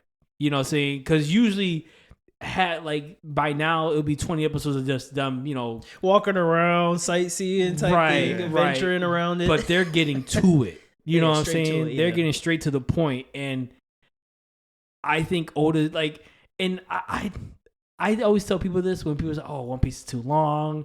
They're doing this, they're doing that," but because Wano was 4 years. Wano took 4 years to finish, which is crazy. It's over 200 episodes, and I was like, it's just One Piece. Like it's Oda telling the story and making sure everything is being how it has to be. But he's doing this other side of him, like he flipped the script with the pacing and he's just this. like, okay, you guys want to see, you know, I'll give you it, and I'm just like, whoa, like straight to the nitty gritty. Like I'm kind of overwhelmed, like, oh my god, like this is happening, this like it's crazy. Everything's happening at once. Yeah, anime only, but it's not like I say it's overwhelming, but in a good way. Okay, you know what I'm saying? Like I'm enjoying it, and I'm like, okay, I want to know what's going on. It's like, oh my god, this too. Like it's good. Like, and Oda's like, okay, y'all want to see me, you know, go to work right from the jump. Yo, he's in his bag, bro. Yeah, he's in his bag. Like, yo, it's you ain't see nothing yet. I'm telling you, he's in his bag. But we're gonna talk about what they have so far for the anime. The 22 episodes. Last night they did another special episode. Yeah, I watched it. I watched it. I haven't watched it yet. I spoke to my dad today. Also, happy Father's Day to all the fathers out there. Yeah. Happy Father's Day. It's Sunday right now. Dabir, happy Father's Day. Happy Father's Day. Thank you. But Josen's dad, happy Father's Day. He listens to the show, right? Yeah. Happy Father's Day. Happy Josen's Father's Day. He was like, another one of these episodes. He's like, I just watch it, but this one wasn't too bad because it was like, I mean, it was stuff we already knew, so I guess for those folks who don't really remember is really good like for them. Refresher, or for those ones who just went straight to Egghead, because I feel like there are some people that did that. If you do, you are one crazy. Yeah, that's different. I have a friend who's trying to watch One Piece because he watched the Gear 5 episode. Shout out to Wesley. He watched the Gear 5 episode and he goes, okay, I'm gonna try to watch One Piece. And then his friend was like, because I guess he's trying to get through Logtown. I think he's on Logtown. I can't remember where he's at. Okay. But his friend was like, oh yeah, you can skip this, you can skip Skypiea and all that. I was like, whoa. Who's your friend? And why did he tell you to skip Skypiea? Like, you don't like, I don't like Skypiea either, but you have to watch it because it could be like it's a lot of good stuff in there. It's detrimental. It's a lot of good stuff in there. It's a lot of foreshadowing. But that's what I'm saying. It's a lot of foreshadowing. There's a lot of things that are in Skypiea that you have to pay attention to. You know what I'm saying? Even before we knew about giants, Skypiea was the introduction to it because they had the beanstalk that they had to climb. Like, oh, it's a giant beanstalk, foreshadowing giants. Giants. So there's that Skypiea, and I think he told him to skip Alabasta. I'm like, what? Why would you skip Alabasta? Alabasta? Yo, the best. Don't listen. Yeah, it was like, no, don't do that. Like, just you have to watch that, bro. Yeah, you gotta watch it. He was trying to crocodile. And he was trying to get him just to skip to go to Water 7. I was like, no, like Water 7 is amazing. Don't get me wrong, but you have to watch this because it's all important. And Crocodile comes back, so you're gonna see a character that. Say in Marineford, you're like, yo, where did he come from? He was detrimental. Yeah, who was this guy? Yeah, well, you would know if. if you watch that. So like, it was kind of crazy. I was like, yeah. So he's like working backwards. That's doesn't make sense. I don't know. So I told my friends like, listen, don't do that. You gotta Good thing watch. Will him. was there. He saved him. Yeah, you gotta watch all of it. I don't know if he's still watching it, but you can't. What's his name? Skip. My boy. Yeah, Wesley. Watch it the right way. No, he's a huge DBZ fan. He's a huge. Even DBZ more fan. reason. Yeah. But like I said, Egghead's get into it, man. I'm excited. From the jump, the first episode where they blew up Lulucia, that island. First of all, the animation, and you didn't when Egghead first came out, Joe. You didn't start watching it. I know you kind of waited a little bit. Yeah. And I sent you the clip where Zoro cut that. What was that? That spear in the air? Yeah, it was like one of those weather phenomenons. Yeah. If I said it right. I thought it was like one of those fish things, the little fish antenna that glows. Because it had like a light in the middle, and I'm like, it was a light in the middle. Yeah. But it was like a hot cold kind of phenomenon. Yeah. I'm like, that's weird. But when I sent you that clip and you said, yo, this is the animation for it, I'm like, yeah, bro. I loved it because it has like a retro, but like an enhanced retro feel to it. Yeah. You know what I'm saying? Like classic. Right. Like I'm feeling like I'm back in 1999, like watching it, but it's futuristic clashes with retro. Yeah. So clean. Because I still feel like it's like, in some ways, it's like how it first came out. You know what I'm saying? Yeah. But it's like a little more enhanced. You know what I'm saying? And it's clean. Yeah. So when I send you that, you was like, yo, this is, I was like, yeah, it's crazy. It's nuts. That animation is legit, bro. Okay. Go Time ahead. out. Because I'm over here and I'm like thinking of 20 things at once, right? We never got the Beers anime of the year. No, you said favorite. Was it fair? Yeah. What's your number two? After he ended up my number two. Oh, see, yeah.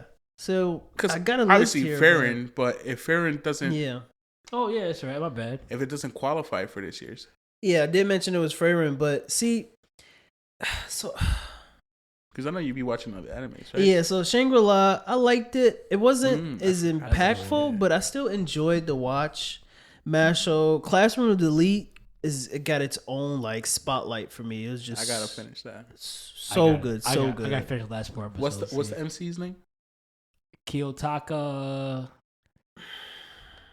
Anakonokoji. Yeah. Him or Lelouch? Why are we doing this? No. Why are we doing this? I don't. I'm kind of like. Hold on. I'm messing up the concept here. I'm sorry. I felt Lito's presence real quick. Don't do that. Don't do that. He's driving right now on his way. I would say that'd be a crazy mind battle. I'll tell Whose you that. presence do I feel? Yeah. Right. Yeah. But I can't pick a number two. I can't. No. Because Solo Leveling is it's there. It's like it's there. It's there with Freyrin personally because it's just like they're different, but they're both good. They're totally different. Yeah, so I have them side by side. I can't even pick a second one. I have them side by side. Okay. That's where I'm at mentally with. Okay, and I was thinking about a whole. Yeah, I'm like One Piece, and then I'm just jumping in my head. No. Yeah, I know. I'm sorry, guys. My bad, Dabir. I didn't. No, it's all right. Yeah, I kind of mentioned. I was like, yeah, Freyrin is up there for me too, and I just like, I'll add that. Okay. Yeah.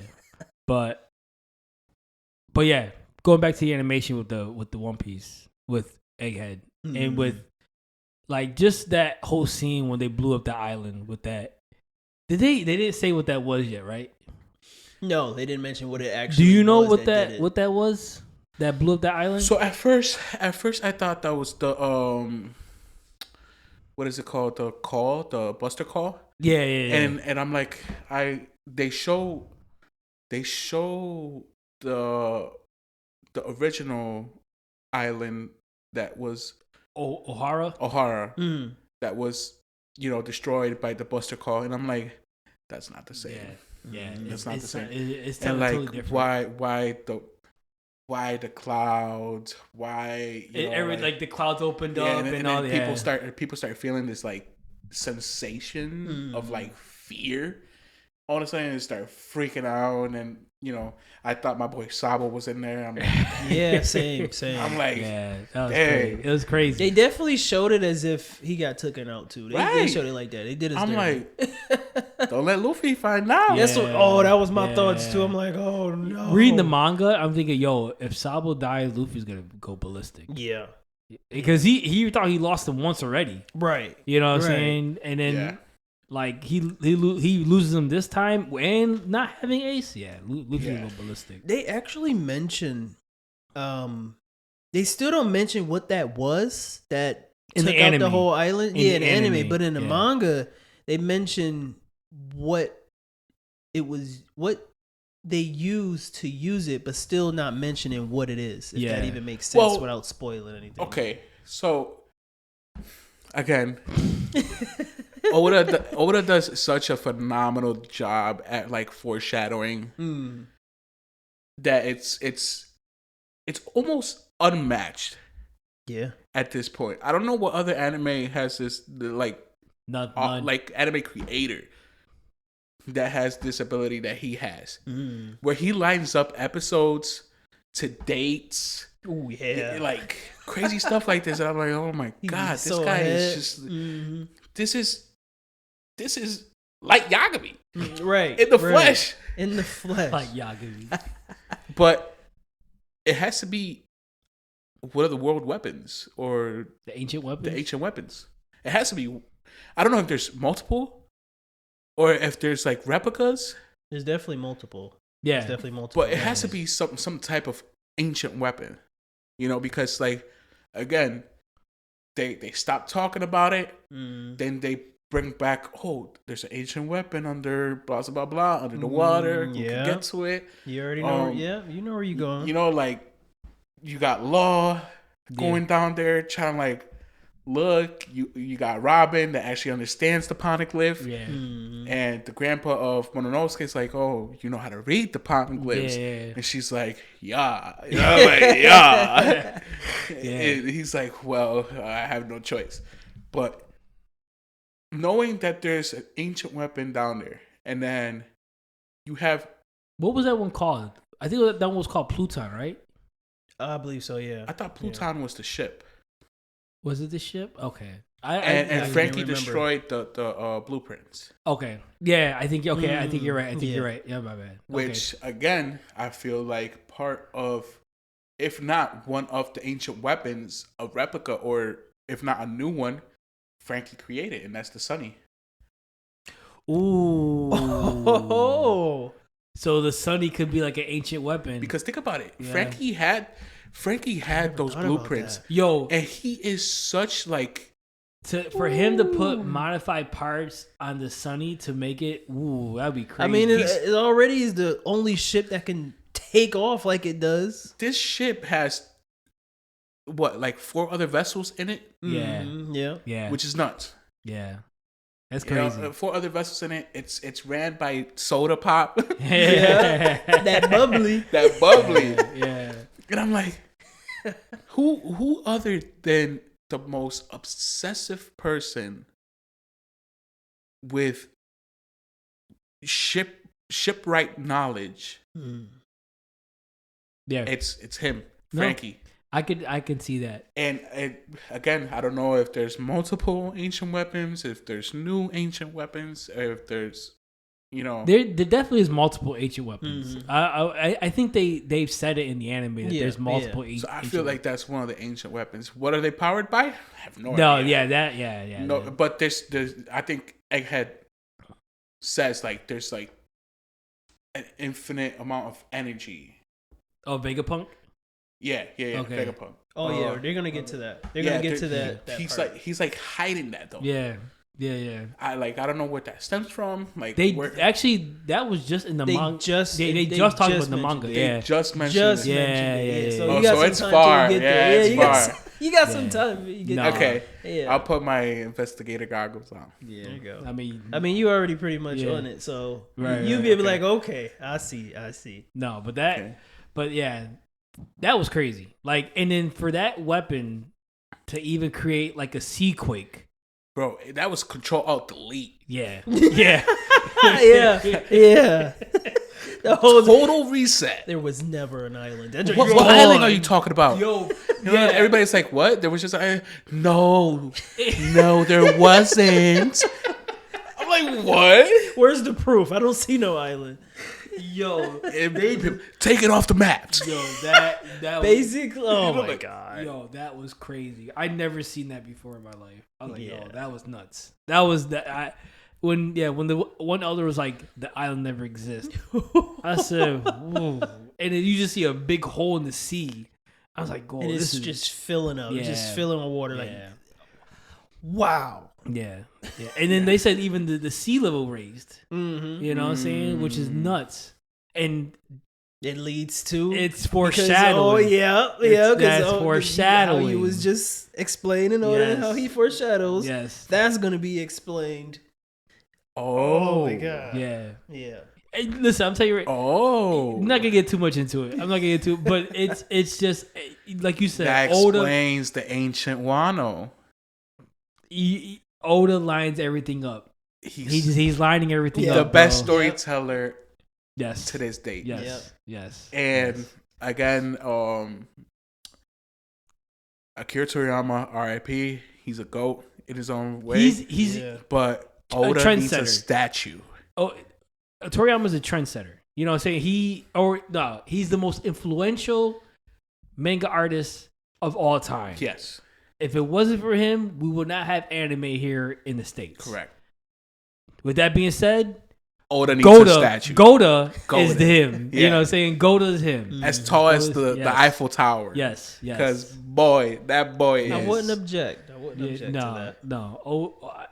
Oda's probably... For me, Oda's definitely my favorite artist or author. And then it would have to be... Dang, how did I forget his name? The guy that created Hunter x Hunter and Yu Yu Hakusho. I can't think of his name.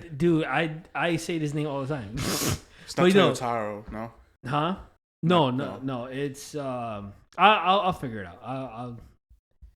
But yeah, no. I agree. Oda's him. Yeah, Oda. Mm-hmm. He's again. I love putting things together, and like he just makes it so difficult for people to like. Yes, he does a lot of foreshadowing, but you really don't know. I'm sorry, Togashi. Yeah. Jeez, how did I forget that? Togashi. Yeah, Togashi's number 2. Okay. To me, Togashi's number 2. But go ahead. Yeah, go ahead. Okay. But no, yeah, Oda's he's lining everything up. Like, and I just thought about that now when I talk about this the sea level rising. Yeah. I just kind of was like. Because in was it the last chapter that they talk about, or the chapter before? Yeah, it got to be one of those. Yeah, one of those two. Just I was just like, okay, Oda, I see where you went with that, and it was, bro, it's mind blowing. Like it's, and they also like it's crazy how they kind of little foreshadow Usopp's observation. You even mentioned it. You guys mentioned it in one of the episodes. Yeah. Where he senses the danger from that shark. You know what I'm saying? That's pretty cool. I like that too. That's just a little foreshadowing here. See it before everybody. Right. Now you just said that. Now I know why. Now I know why the royalty, the dragons, wear the helmets that they wear. Yeah, what? Okay. Ooh. Yes. Bro, where's your mind going? Yeah. I'm thinking of 20 different things at a time. I'm like, listen, I already know what you're thinking about right now. And I gotta. There's something on TikTok that Deej sent me. Mm-hmm. I gotta show you. I don't want to show you because it's spoiler. Please don't show me. Yeah, I can't show Joe, but I can show you because you read the manga, and it describes everything and how it just makes total sense. You know what? And Yo. you mentioning that just brings me back to when I just read that, and it just lines everything up between Skypiea. Yep. Being a Sky Island. Oh, your mind is on the right track. That's crazy how far you just went. The people that went extinct because they had wings, obviously because a lot of the land was underwater. Yeah. Giants. Yeah, that's bro. He's a magic. Yeah. You're in it. I want to pick that up into like reading it now. Now I was like, oh, wait a minute. Yeah. So that's why. And that's you're there. You just haven't seen it. Yeah. Basically, you just haven't got it confirmed yet. It's crazy. It's crazy. But when you see it, you're gonna be like, oh, and this goes into the voided century. This is when they talk about all that. That's when, like I said, you're there. You have to see it. So there's so many questions, because like we know Joy Boy. We know that's another thing too. Yeah, the elephant. I don't know her name. Zunisha. We know. I think it's a male. It's a male? It's a male. Yeah, it's a male's voice, yeah. Okay. Well, the elephant. The robot recently. The Iron Giant. Yep. Yeah. That's another thing too. Like yep. We also don't know if the Void Century was after Joy Boy or before Joy Boy or during Joy Boy. I think it was. Oh, they mention it. They do, right? Mention it. Yeah. Yeah. Manga or in the manga, yeah. In the manga. Or like in anime. No, manga. No, in the manga. Oh, manga. Like in the last the last chapter fully said. Yeah. What your question is just got answered. Yeah. Just recently. Yeah. Okay. So that's coming. It all intertwines together.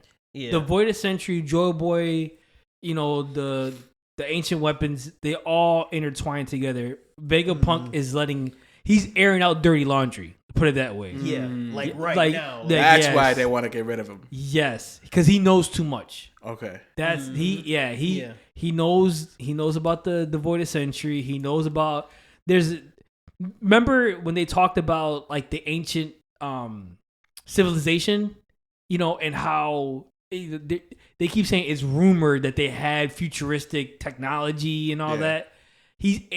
He's airing all that out. He's literally answering a ton of questions right now. Yes. I'm loving it. Yes. So I need to read this. So all the rumors that the anime has that there's Shaka and all, they say, oh yeah, it's just they're playing it off because they know that saying like it's being aired out. That's all I'm gonna say. So right now they're teasing little info like, oh, we think this or that and that, and then and then and then you get the answers real soon, and it's like, oh, a theory this and a theory that, and Ohara came up with this theory, but in reality, like Vegapunk knows.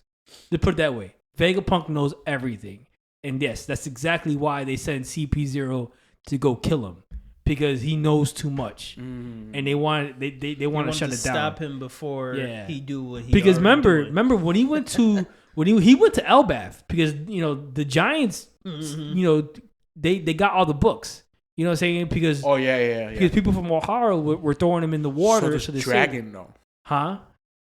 Does dragon know? Oh, I think so. I think dragon knows something. You know who else knows? And I was telling Dabir this. You know who else knows about Laugh Tale? I know I'm kind of jumping off, and they probably know something about the Voided Century. Yamato knows because Odin Oda written something in his book. Remember when they had the flashback with Ace? Yeah. And she shoved the book into Ace's face. Yeah. And she was, Ace, I believe in your brother's dream. She knows something. Yamato knows what Laugh Tale is, what the One Piece is, and probably knows what the Voided Century is. And I kind of spoiled something for you a little bit, but because Rogers knows the Voided Century. Like the Roger pirates, like they know about that too. You'll see.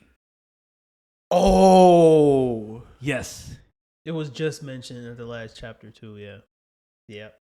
So that is a little spoiler. A little spoiler. Yeah. So that means that island. So that means Laugh Tale gives out all the information. Yeah. Like the full information of what happened, what's going on. That is crazy. Yo, his face was like... That's how I was reading the last 2 chapters. That's the face I had to read. That's so I'm like, I need to go home. Yeah. And I'm going to be reading this current chapter. I need it. Yeah. I need it. That was kind of a spoiler. That's okay, though. I don't think that was too bad. But, yeah. Dang. And I put 2 and 2 together because Odin was on the trip with Rogers. Yes. And I was like... And after reading the last chapter, and me and Dabir were talking at work, and I'm thinking, bro, Yamato knows.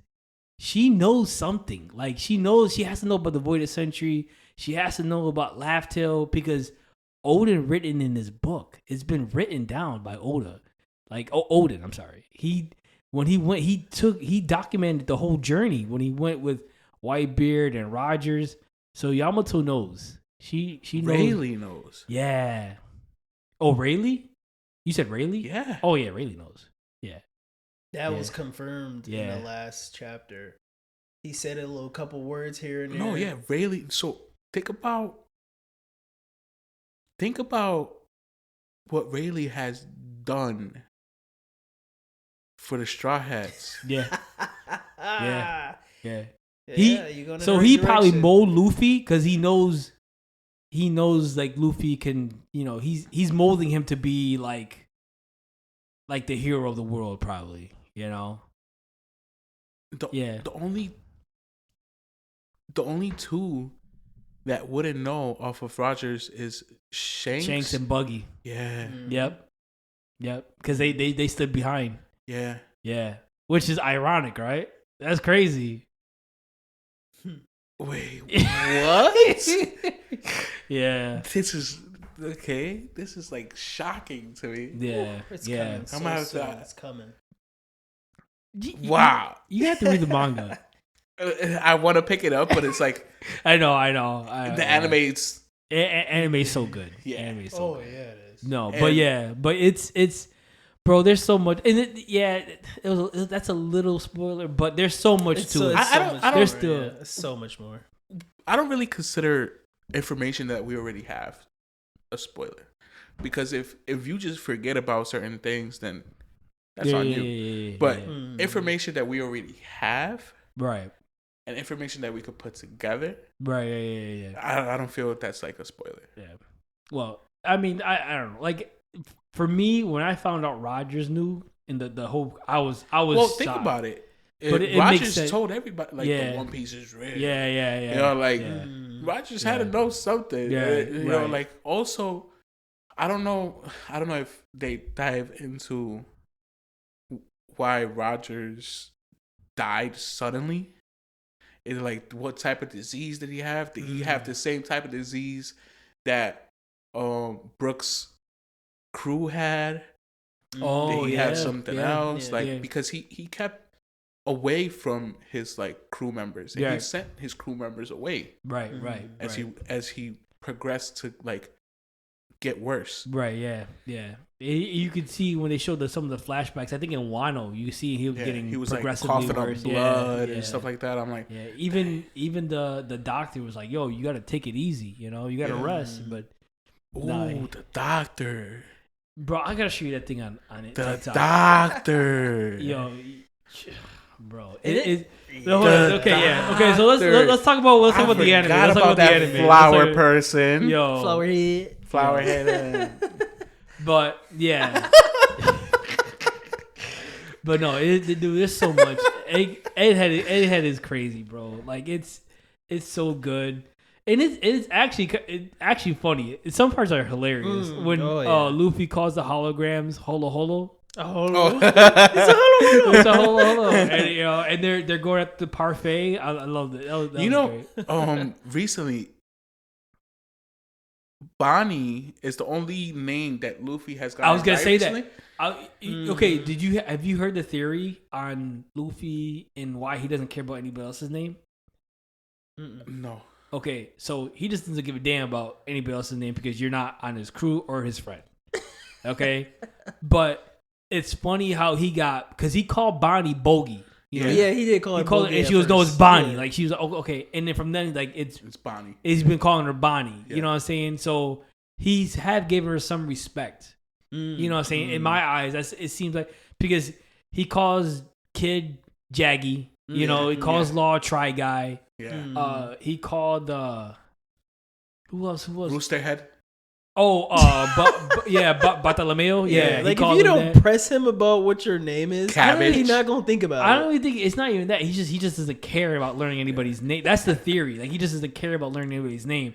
But for him to say Bonnie's name right, I'm like, oh, okay, like that's different. Yeah. You know what I'm saying? It's different in a way. So you're right. That caught me too. That was his thing, giving everybody their own nickname. Right. But then he kind of like stepped back and was like, oh, Bonnie. Okay, yeah, Bonnie. Yeah, okay, yeah. But like, why? You know, like, and that's what I say. Like when I heard that theory, I was like, oh, it makes sense. You know, because Luffy doesn't give like his crew members a nickname. They calls them all by Sanji, Zoro, Luffy, Brook. You know, he makes sure everybody gets their name right. Yeah, you know what I'm saying.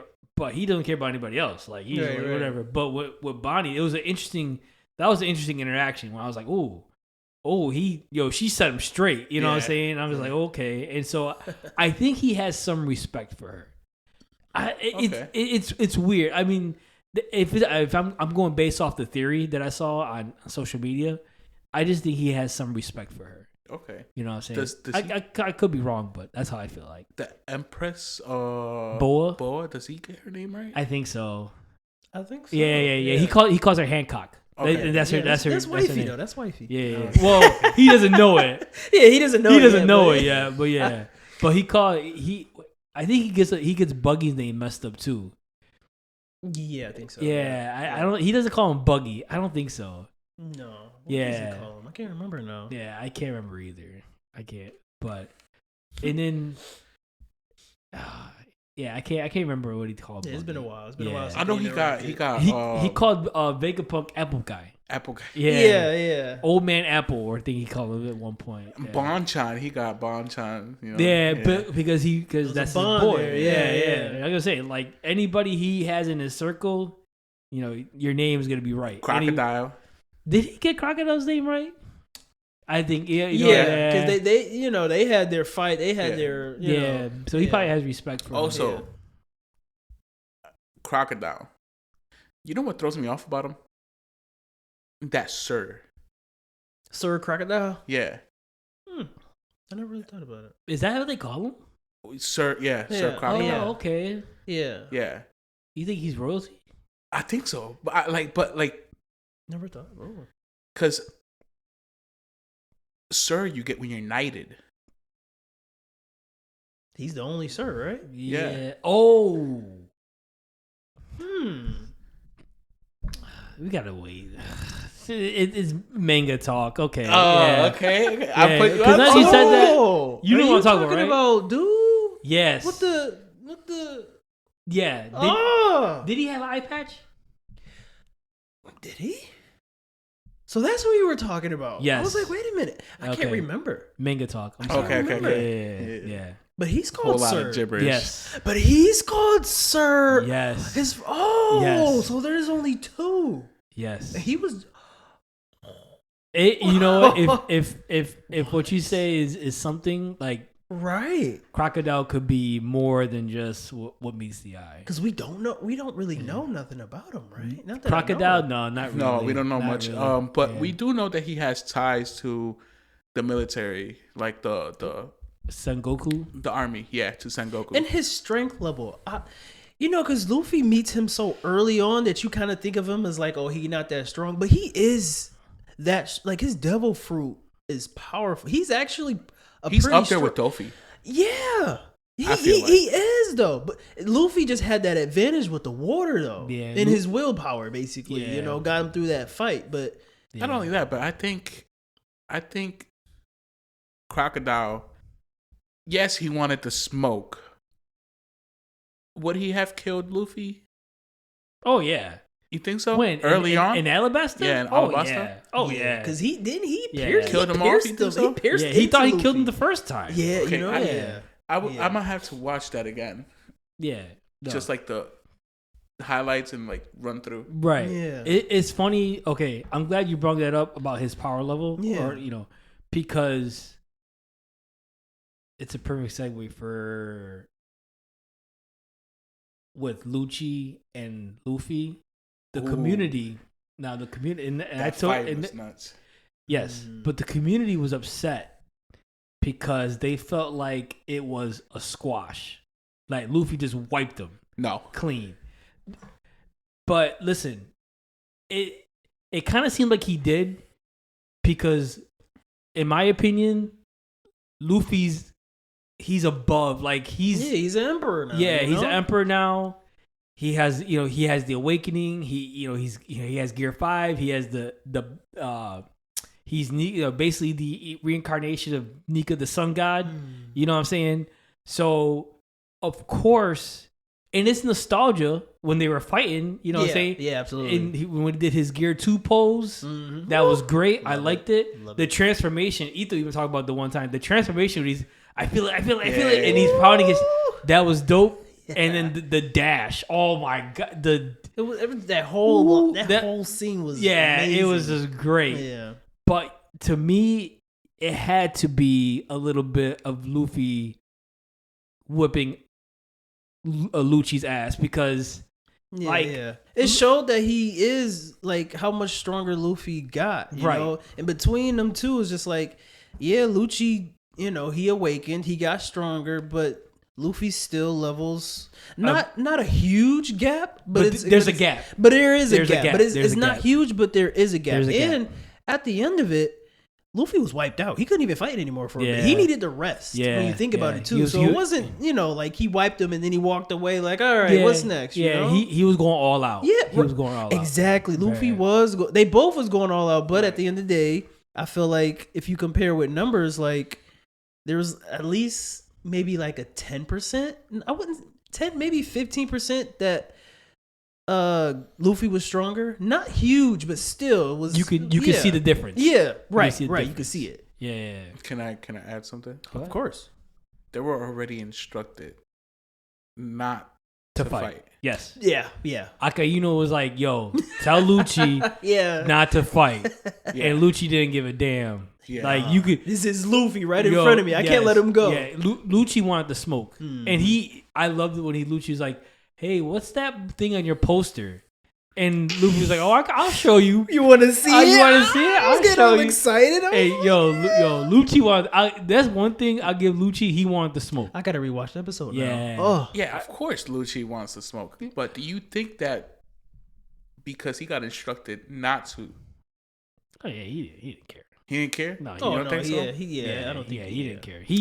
Like Dabir said, he saw Luffy in front of him, and he goes, I want him. Like, it's more to the fact that I think it was more of a revenge thing. Yeah. Like, this guy beat me before, I have to beat him. And you even seen Luffy, when Luffy locked eyes with him, he got instant serious Luffy. He was like, all right, no, y'all gotta go, because either one of them knew they couldn't let them go. Like, you already knew it was gonna happen. Right. Pitching guy. Get back to the get back. Pitching guy. Yeah. But at the same time, I also see both sides of why Akainu said, don't engage. Like, don't fight him. Okay. So one side is he's an emperor. You have to get permission, right? That Not only that. Okay. But try not to kill him or don't kill him. Versus you're going to get killed. Oh, so so you're saying Aki Inu didn't have any type of faith in Lucci whatsoever? Okay, he just knew. Like, I mean, after hearing that, he took down Kaido. You got to give Luffy some type of respect. Like, okay, so he got to be up there. Yeah, don't engage with this guy. Yeah. He just took down Kaido. You don't want to fight him. He might be dangerous. Or you also have the other side of it, which is like Akainu saying, hey, don't engage with this guy because you might kill him. Hey, I didn't think about that, though. You think the government wants Luffy alive? I don't think so. Right now, I don't see the government being loyal to itself. Okay. See, what do you mean by that? Okay, and this is why I say it. Because we also see admirals being affiliated to pirates and other group organizations. Like we see the ice guy, I forget his name. Akoji. And we know he's working with the Blackbeards. But he's not with the Navy no more, though, right? I didn't know he wasn't with the Navy. Yeah, they said it in Punk Hazard. Yeah, after Punk Hazard, he left. He left the Navy. Yeah, remember he left the Navy after that fight with Akainu. Yeah, he dueled Akainu for Fleet Admiral, and he lost. But that's the thing, though. That's the whole. Okay, I didn't know he left, but the whole moral of it is he left because he didn't get the admiral position. Right. He was salty about it. Yeah. So that right there, just you flip flopping. Yeah. I mean, but I don't know if he mentioned it or not, but he know how shady. Akainu or no, like the government. He knows how shady the government is. So I feel like he was already on the fence anyway. Personally, so he wanted to be Fleet Admiral to change that. Didn't get it, so he's like, the hell with this, I'm out. But it goes back to your point, Joe, where I see what you're saying, where the government's not loyal to themselves. Because Garp don't give a damn about the Celestial Dragons. No, he doesn't. You know what I'm saying? And he's going to do whatever he needs to do, and he's going to Pirate Island to save Kobe, which I think is forbidden too, right? Yes. Yeah, he didn't get permission to do that. Yeah, he's just doing it. He just so now gotta get my boy. Now we see other entities not having, I want to say, morale to be loyal to what their cause is. Right. Because they know that the cause that they're in already is not... It's not pure. It doesn't have the ethics and the values. And I feel like, because where they're at in the manga right now, like the powers that are above them, like makes them like, what is it? What am I thinking of? Basically, the powers that are above them make them like, no, you gonna do what I say. Oh, like suppressive? Yeah. More like dictatorship. Okay. Yeah. Like the powers that are above them gonna answer that one question that you have about do they want Luffy alive? That's gonna get answered in the future too. Like they already make a decision like, okay, because this is going on. They realize this is happening. They're just like, all right, that's it.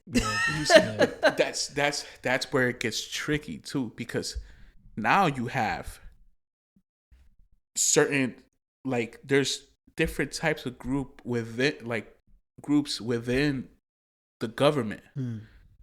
Now you have the people that basically call the shots. And now you have the admirals, the fleet admirals. Like, who's really loyal to what? And are they doing it out of fear? Are they, and fear is not the best motivator, especially to people that have other options. Right. It's interesting. And like I said, I see where you're going with that. And it's true. And Akainu, yes, he battled for that spot, a fleet admiral. Right. But who's really following him? And who is he allied to? Yeah. Like, is he really under? Like, is he like holding, the chairman's hands? Like, we're doing this. It seems like he's following the celestial dragons and the elders.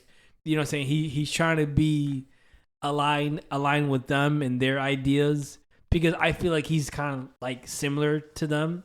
You know what I'm saying? As far as like, strict, hard, everybody follow me because I said so kind of thing. Okay. He's definitely answering to them directly. Yeah. Like those above him, he's answered to them directly. Yeah. Yeah, that's for sure. Yeah, but as far as like other people like Garp. Yeah, Garp. You got Garp, you got Sengoku, you got Sengoku's retired. But he's still I mean, he's like an advisor, but he's not. Yeah, I mean, And he still has devil fruit. Yeah, it's like that Buddha. Yeah, the Buddha fruit or whatever it's called. Yeah, but and like again, you also have what is it the fleet captains or the 3 admirals. Kizaru. He's one. The plant guy. The Woods. The Woods fruit. Yeah, he's one. And the blind. Yeah, which now admiral. we know that the blind guy is for the people. Fujitora. Yeah, Fujitora. Yeah, the one that battled against. And he has a lot of respect for Luffy and Dressrosa. I mean, he wished he had eyes to view him. See, so it's like, to see why people are so because he's seen people are so like attached to Luffy. He goes, "Yo," he's like, I wish I had eyes to see who you really are and stuff." So, it's interesting to see. That's an interesting point that you had, because now I definitely see it. It's everybody. There's no unity. Everybody's doing their own thing. Yeah, not in the government. Everybody's doing their own thing. Yeah, you know what I'm saying. So it's definitely interesting. Whereas like pirates themselves, like Law, Jaggy, like they put things to the side and actually work together to get certain stuff done. Right. Like, what was it? The mafia guy. He actually saved Luffy. Benji. Yeah, he actually saved Luffy. Yeah. Put into perspective. Yeah. Like. Yeah. The government's the bad guys. No, for sure. No, and it shows. Yeah, that's a good point. You're right. And like I said, even with like Garp is a prime example of that to me. You know what I'm saying? Because he doesn't care for Lesser Dragons. He doesn't care for a higher authority. He did respect Sengoku. Yeah. Because they have a long time friendship and everything. Yeah. But he's not. Even Garp respected more the pirates than. Right. Right. Well, he definitely respects Luffy, because there's a scene where in the flashback. Just Luffy, also Rogers. He fought side to side with Rogers. But there's a scene where he's even though he wanted Luffy to be a Navy officer, he goes, I want you to be, follow what your dream is, and, follow your path. Don't deteriorate from what you want. You know what I'm saying? So, it's true. So it's interesting. No, it's good. But to bring up, because you had brought up Law, and the one thing I thought of was that fight with Blackbeard. Oh. Amazing. Ooh, that's amazing. That was so cinematic that I was stuck on the screen. The clashes, them showing all the devil fruit abilities. I'm like, the room in the air. Oh yeah, that I was like his awakened Karum. Yeah. Karum. That's what he called. What did he call it? Like K room. Karum. Okay. Yeah. And he just threw it in the air. Yeah. And he cut the horse in half. Poor Pegasus. that was. But I love the part where Blackbeard's falling and he uses the Tremor fruit. Oh, with his conquerors into it, enhancing it. And then you just see like the ground just giving out. Everybody's stuck. They can't even move. I'm like, that's the overwhelming power right there. Oh, without question. So dope. You got something you want to say, Joe? They're still fighting right now, aren't they? They didn't finish it off. I don't think they finished. They didn't finish it. They're going to show the results of the fight. Right, because we know the ending of it in the manga. Yeah. So that's all like, wait a minute. I just forgot. They stopped and went somewhere else. Because remember, something happens. Somebody transforms. Right, that's what popped in my head. That's all like, oh, they didn't show that yet. So they're not done with that. So they're still fighting right now. Well, right now, we know either Kobe is inside of Blackbeard, right? If I'm not mistaken. Pirate Island. Oh, that's what it's called. That's where they're about to be. Are they gonna go to that before they finish that fight? I can't remember. I can't remember either. It's much close. that's happening. It's close. So much is about to be shown now. I thought Blackbeard consumed Kobe, but no. Okay. No, they just captured. Garp says it. He's like, we're going to Pirate Island to rescue Kobe. Oh, okay. Yeah. He says it in the anime. He's about to go with a bunch of newbies. So remember the Cross Guild? Yes. So you know what the Cross Guild is, right? Yeah. It's just bounties on admirals. And stuff like that. Maybe. Kobe has a bounty. He had a high one too, because he's Kobe the hero. The hero, right? Yeah. So Kobe has a bounty, and Blackbeard captured him, and I think he's trying to cash in on the bounty. That's what it seems like to me. Oh. Yeah. So they hold him hostage right now. Yeah. Okay. He's captive right now. It's a little bit perplexing because we don't actually see Blackbeard be like, okay, here, you're in the island.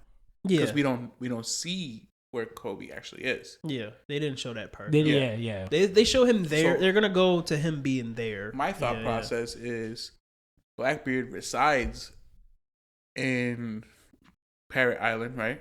Yeah, Pirate Island. Yeah. Pirate Island. And Garp is going to go see Blackbeard. Well, he's more going to the island to get Kobe. He's more focused on grabbing Kobe. Yeah. It's a rescue mission. Yeah. Okay. Yeah. He's grabbing a bunch of newbies. You're gonna see that were never shown before too. And the reason I'm confused is because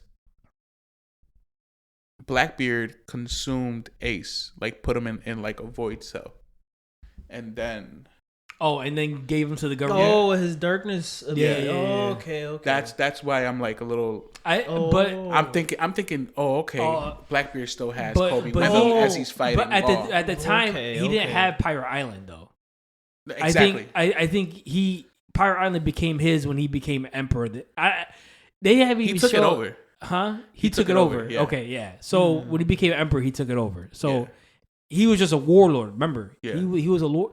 No, actually, he wasn't a warlord until he captured Ace, and then gave him to the government, and then became a warlord. Yes, correct. So, but yeah, he took over Pirate Island when he became an emperor, a Yonko.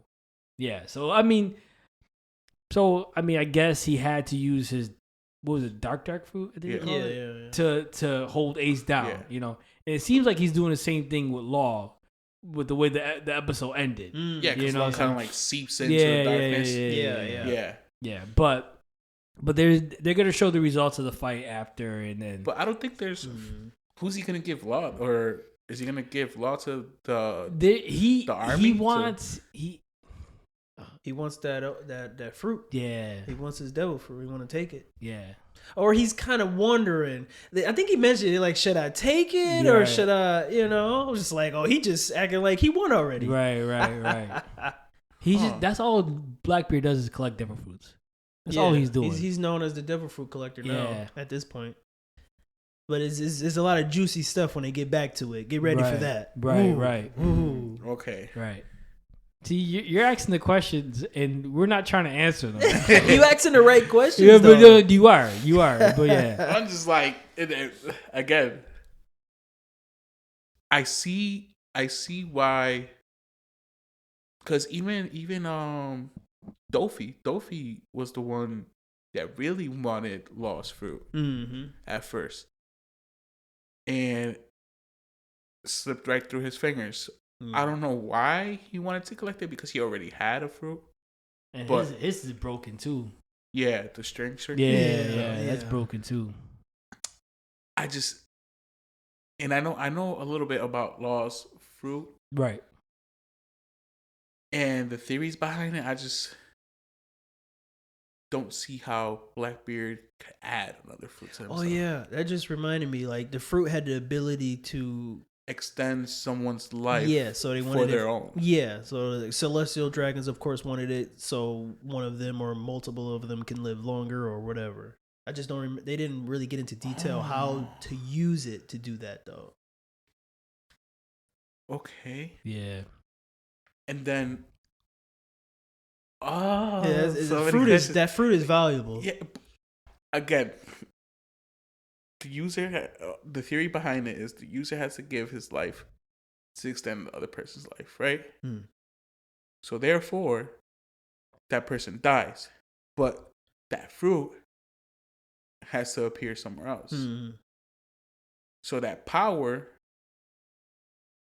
doesn't theoretically stay with that person. It's just added lifespan, right? So Big Mom does the same thing with hers. Her soul. She takes away lifespans, but adds it to herself.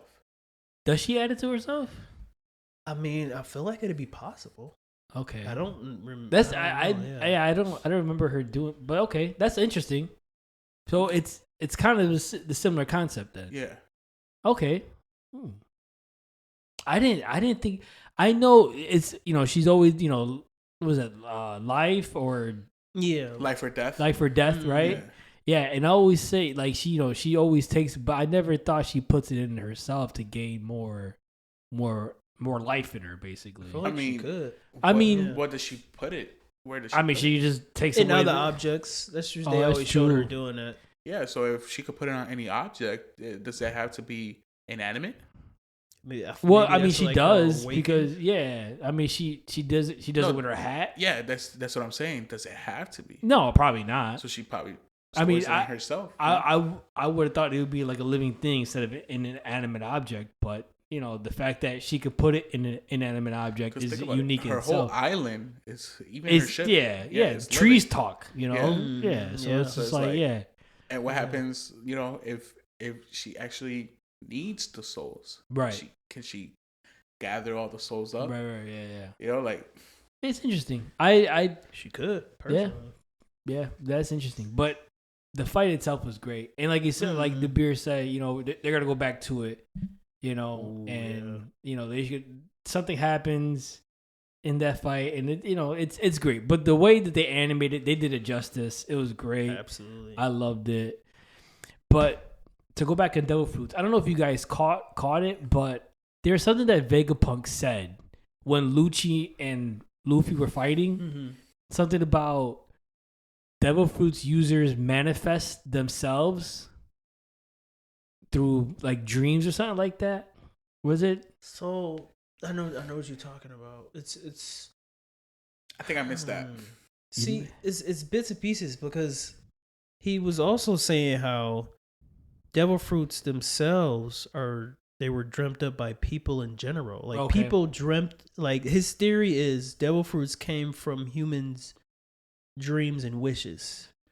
And people who eat the fruit are manifestations of the fruit. Like they were meant to eat that fruit is the way it was destined. Yeah, like they manifested.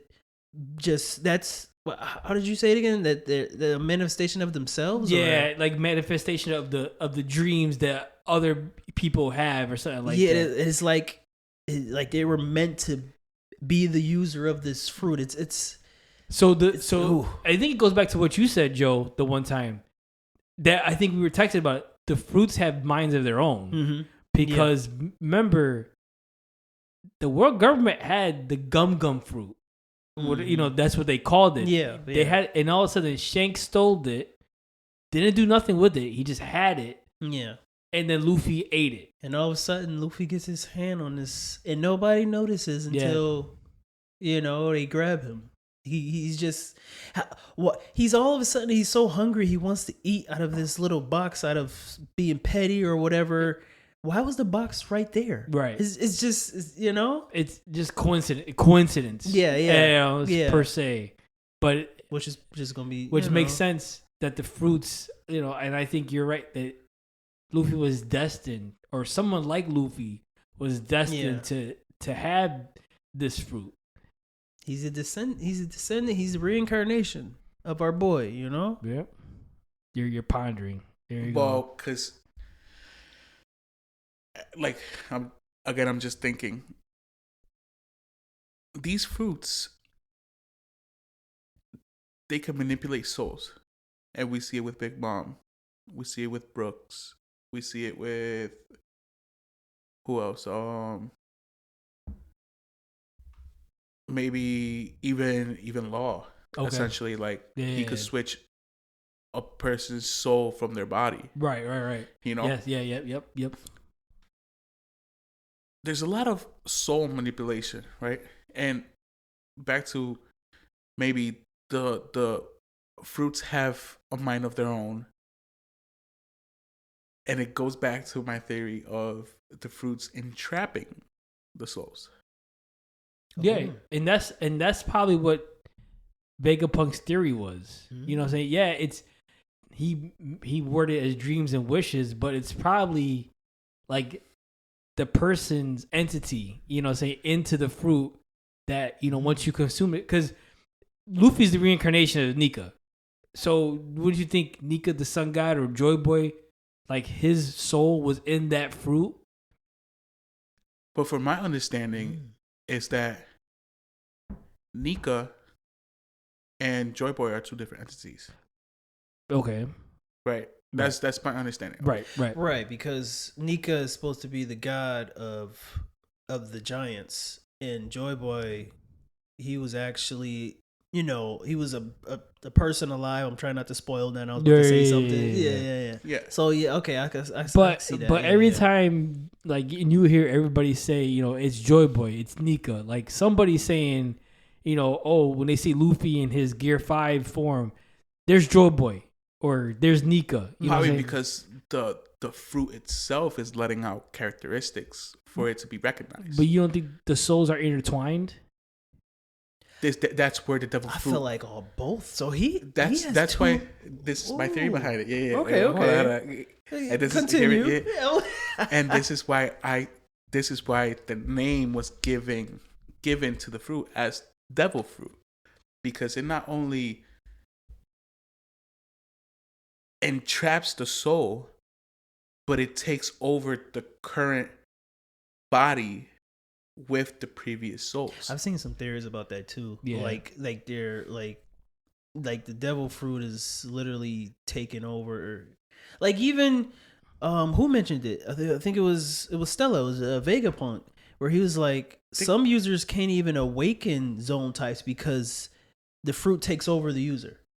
And that's when he saw Lucci. Yeah. With Lucci, he was like, wow, he actually has control over that. Because most people can't even do that. Even so, he does have, but it makes him more aggressive.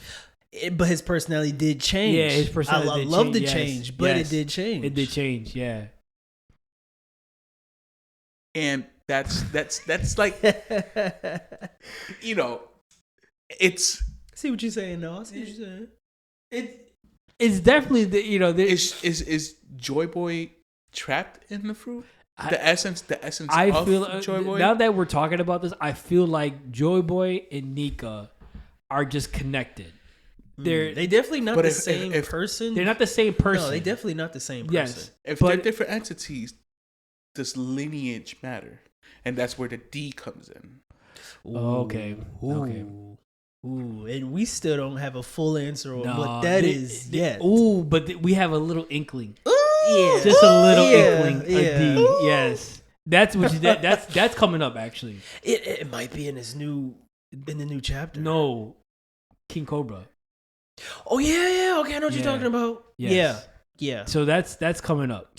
Right, I forgot about that. Yeah. That should be coming up very soon. And that's like a teaser anyway. It's a little taste. Like, wait a minute, what? Yeah. What is this information you're giving me? It's right there. It's right there. Yeah. But that just gives you a little snippet of what D could be. Okay. You know what I'm saying? I'm pretty sure there's gonna be more. Yeah. Anime fans, it's coming. Be patient. It's coming. So be much. patient. Especially that review of the next week's episode. Actually, they're moving forward into what else is going on while all this is going on the island too. So, that preview about what we was talking about, like when is it coming? When is it coming? Okay. That scene, and we can't even call it like it's just a scene.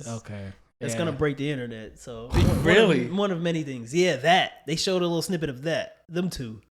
Yeah, it's gonna break the internet. I feel like it will. Wait, didn't the panel break the internet? Yeah. Okay. The panel did. Let's go. About the anime. Let's go. Like if it's not the next one and they just giving us a teaser, then it's definitely gonna be the episode after that. Okay. Because Divine Departure. Okay. Yeah. That's all I'm gonna say. Don't ask me. Don't ask me. Don't ask me. I'm not. I know they're gonna animate that so beautifully. It's gonna be insane. That, and then there's rumors that Vincent Chanzard is gonna animate when Garp goes on Pirate Island.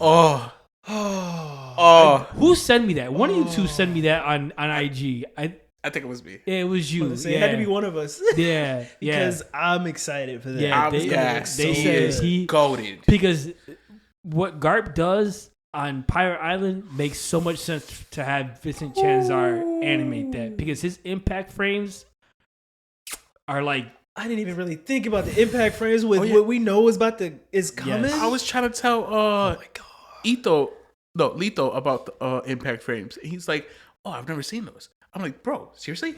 They just happen so fast. Like they have to slow him down. Yeah, they have to slow him down. But he's watched King and Zoro. Yeah, and I told him about the Zoro one where his like skeleton is like devilish. Yeah, they slowed that one down. I don't know for us. Even King, when he's powering up for that one attack. They showed him like different stages of his life. Like showed him younger. And he's like, "What?" I'm like, he didn't realize it. He need to rewatch it now and look for those. Oh man, I gotta find you a video or something. It'll blow his mind. Yeah, but it's for Garp. And that, like I said, it's rumored. I don't know if it's true or not, but I hope it is, because it makes so much sense for what Garp is gonna do on Pirate Island. It's so good. It's so good. And to change the subject real quick, Spark and Zero, they saying they putting impact frames in that game, and I seen a little clip and it looked so good. Are they? Yeah. Like they were saying I've never seen impact frames in a fighting video. You guys game are getting before. the game? Yeah. I feel like I have to just I'm gonna have to enter because. the hyperbolic time chamber. I have to Hold just up. because. We gotta do a game night. We gotta do a game night. That'd be crazy. That would be lit. That would be dope. That would be lit. Yeah. I'll Tournament. Oh my god. Gotta bring the A game. I mean my S plus game. Sorry. I'm a S plus.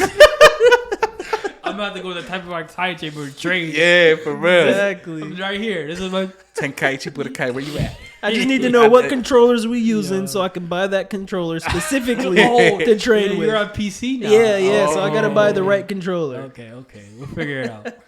Okay. But I think that's everything for now. Right?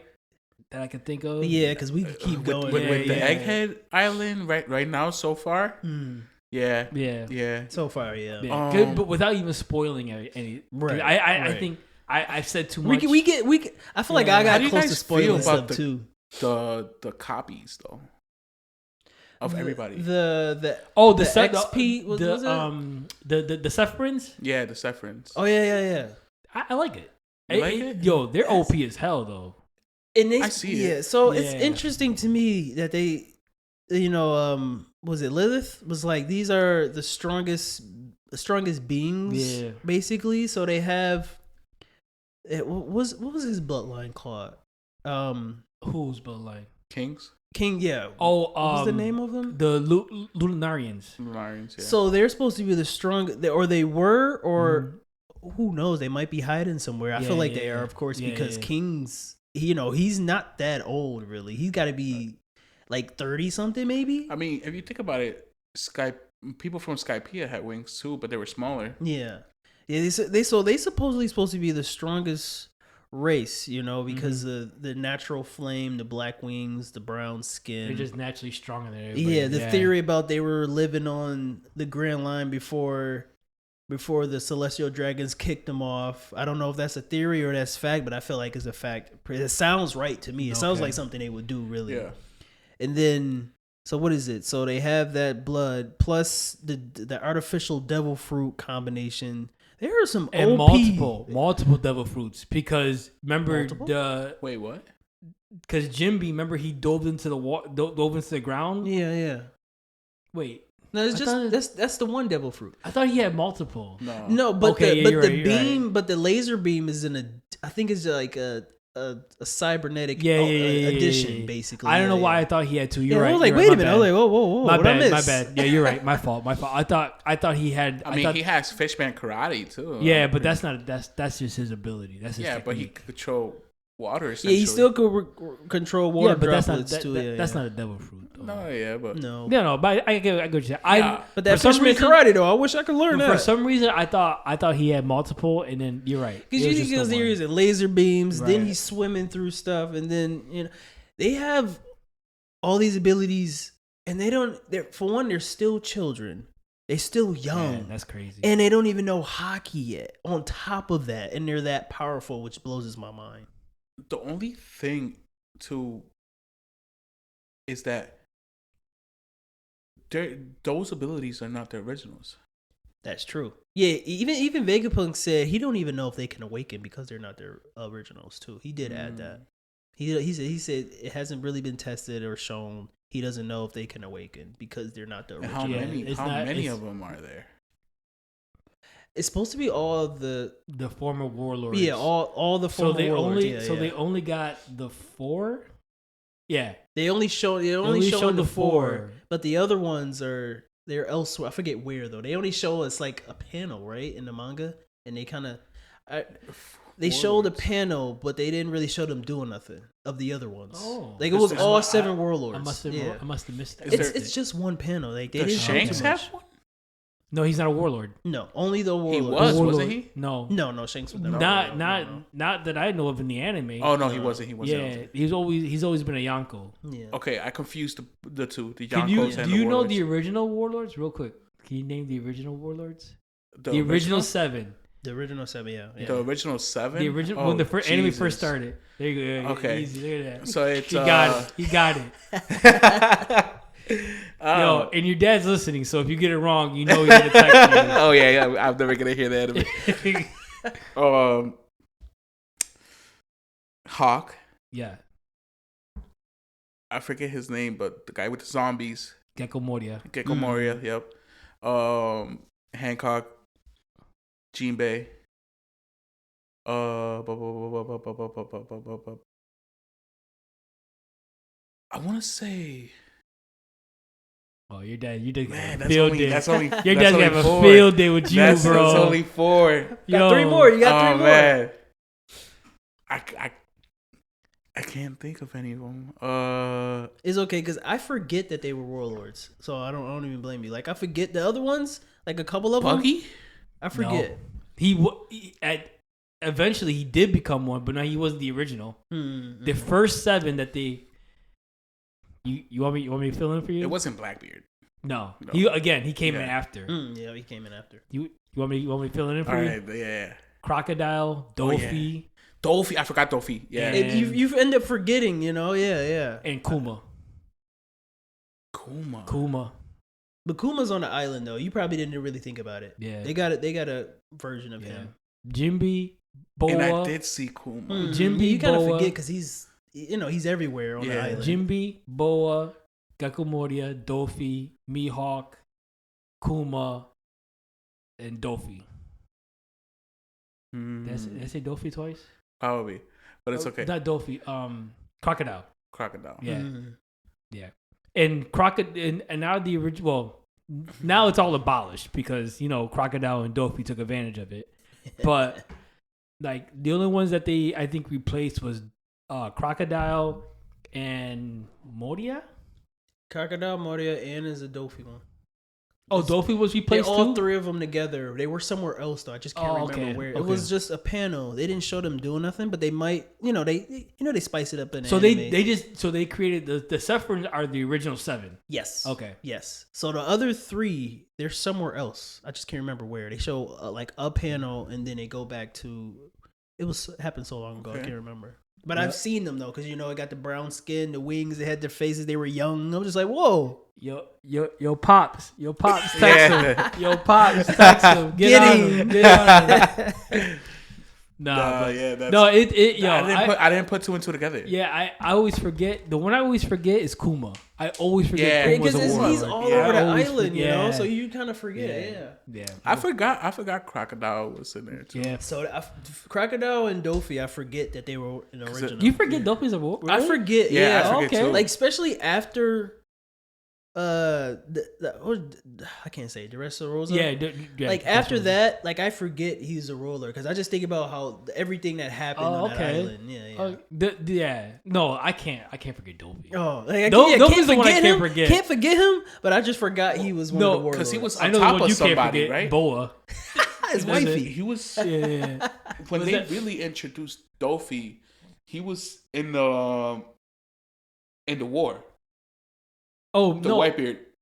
No, it actually introduced Dofi way before that. Really? Yeah, it was a meeting with the elders. Yeah, way before. It was like probably they were probably still in the East Blue when that he actually had like some screen time and he had like helped somebody. He was about to kill somebody. Yeah. But I mean, when he first came on screen, he was in that meeting. That's when they introduced all the warlords. Okay. Yeah, I think it might have been after when Luffy defeated Crocodile. Yeah, I think that's when they first. Okay. But yeah, Pops, where you at? Get him. No, this was fun. Yeah, you had a lot to talk about. You could tell, but no, this is fun, Joe. We're gonna get you on more. We definitely are. We got to. I'm happy to be here. Yeah, no, we're happy to have you. But real quick, you guys can always catch Anime Break Room on Spotify, Amazon Music, Apple Podcasts, and iTunes. Dabir, our social media pages are Facebook, Instagram, X, and TikTok. So with that being said, next week. Oh, you know what? I haven't really thought about next week's episode. Should be framing, but if we do framing, I want you to be on. But I want Lita to be on. But we got to figure out how to do it because the work schedule and all that. But we'll figure it out. We'll make it work. Yeah. But with that being said, Dabir, you good? Yep. Joe, you good? Yep. All right. Break time's over. Have a good day.